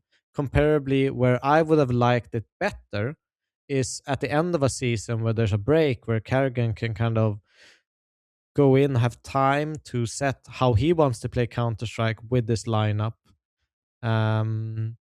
Whilst in the middle of the season, I could foresee it being not as great as everyone thinks it's going to be straight on. That's a very well measured response. I could be, like I said, romanticizing the situation. But don't you think it's better they make the change now and be ahead of the curve coming into it? If you're already thinking about, like, if they were thinking about making those changes, maybe they were even surprised that, like, Carrigan I think came this up is as an option. Essentially them conceding any chances of winning the major. This major, yeah. Yeah. Maybe they make a grand final with some Karrigan luck. Yeah. But obviously There they're not going to something be into that. Vitality anyway, right? This is not happening. So Yeah, but it feels weird to me, especially that's in the middle of a season kind of deal. But I'm not against Karrigan joining Falcons. I just don't foresee it to be smack bang, every problem solved. Now we're, beating Vitality the next game. I foresee it to be a little bit of a longer testing period for that to happen, because if you look at any team Karrigan has had, there's always been continuous growth period. We look at Mouse, even this FaZe lineup, it was an instant success. It took them a long time to find success. And I'm wondering, Karrigan turning 36, I think either today or tomorrow, whenever it was. How much time do we actually have of Karrigan in this lineup? Let me just check. I guess it's through to his retirement. He's 35, will be 36 when? Let's have a look. I think it's tomorrow. Dun, dun, dun. Yeah, 14th of April. You are correct. He'll be 36. He's older than me. So that's kind of where my worrying questions comes from. But I don't think they will be necessarily worse. But this looks to me like they're getting Karrigan to fix their problems now. This is a now build, and it's going to mount even more pressure on the team, the individuals. Like, everything is going to mount instantly. It's not like people are going to be like, okay, let's give them 6 months. That's not going to happen. So that's where I'm weighing on this. But look at this. They'll play Astana and they'll play CAC, LANs, before the major. And they'll play that with Karrigan. Yeah. That's 2 good events to get ready for the major. Then a boot camp before Cologne, you'd hope, because they're in stage 3. And they rock and roll with it from there. Interesting. I will be watching, definitely. We will definitely be watching. That first game is going to be record-breaking viewership for whoever's got it. Yep. It's Astana. Yeah, it's Astana. That's going to be crazy. Karrigan in a Falcons jersey. And it's for me, this is it, though. This is the last hurrah. This is the last moment for Karrigan to deliver something, to show it, because this is where he has got another super team again, and he's almost been gifted it, Gifted the chance, this is what bothers me with the release of Kixan. Because Kixan, I think, is still for the future, but the demands are now. And I am... It's not that I'm negative towards Karrigan. I think I'm negative more than Kixan is removed. Okay. Yeah, I get that. I would say that also for FaZe now, you can only remove one other player. Now, will Twist want to stay? Will Frozen want to go somewhere? If Frozen gets an offer and goes somewhere, you have to keep Brokey, Jacob, and Twist. Like, only one more player can go, otherwise that core's gone. Or maybe FaZe as a whole organization exit CS, which would be a sad day. But also, I don't imagine towards exiting. I don't imagine Karrigan with... I mean, I don't imagine FaZe without Karrigan now either. And that's a sad thing. The FaZe logo gone from CS. I mean, he was probably one of the bigger pulls for a player to join. Yeah. Does Twist IGL again? Yeah, it's... I don't know. I don't know. But we'll see. Interesting. But I think for my money, it's kind of a gamble from Falcons side. Well, let's wait and see how it will all go down. We had a couple more LauNX questions coming while we were doing the episode, but we already filmed the episode and he's already gone, so we can't answer that. There's no more questions for us. So that means episode 57 of the All About Counter-Strike podcast is done. I hope you enjoyed us having LauNX on in a different way, a different style of having the guest on and getting some things working in there. I hope you all enjoyed another banger episode from us. Let us know in the comments. Don't forget to hit that like and subscribe, because it does help us out a lot. There's actually a fact. It's like 70% of the people who watch the podcast aren't subscribed. So if any of you could just hit the subscribe button, it helps us so much. You're watching actively again and again and again. Same people, same viewers. So if you just hit subscribe, turn notifications on, it helps us out. Remember, we have no sponsors, no anything. We're just doing it ourselves. So these things matter. Does mean a lot to us. Helps with an understanding where the podcast is going. The next episode we'll be back doing will be after Rio, and we will cover the review of Rio into the Blast Rivals 2026 in Fort Worth, Texas. So, you ready for that one, DW? Will do. All right. Thank you, everyone. Bye-bye.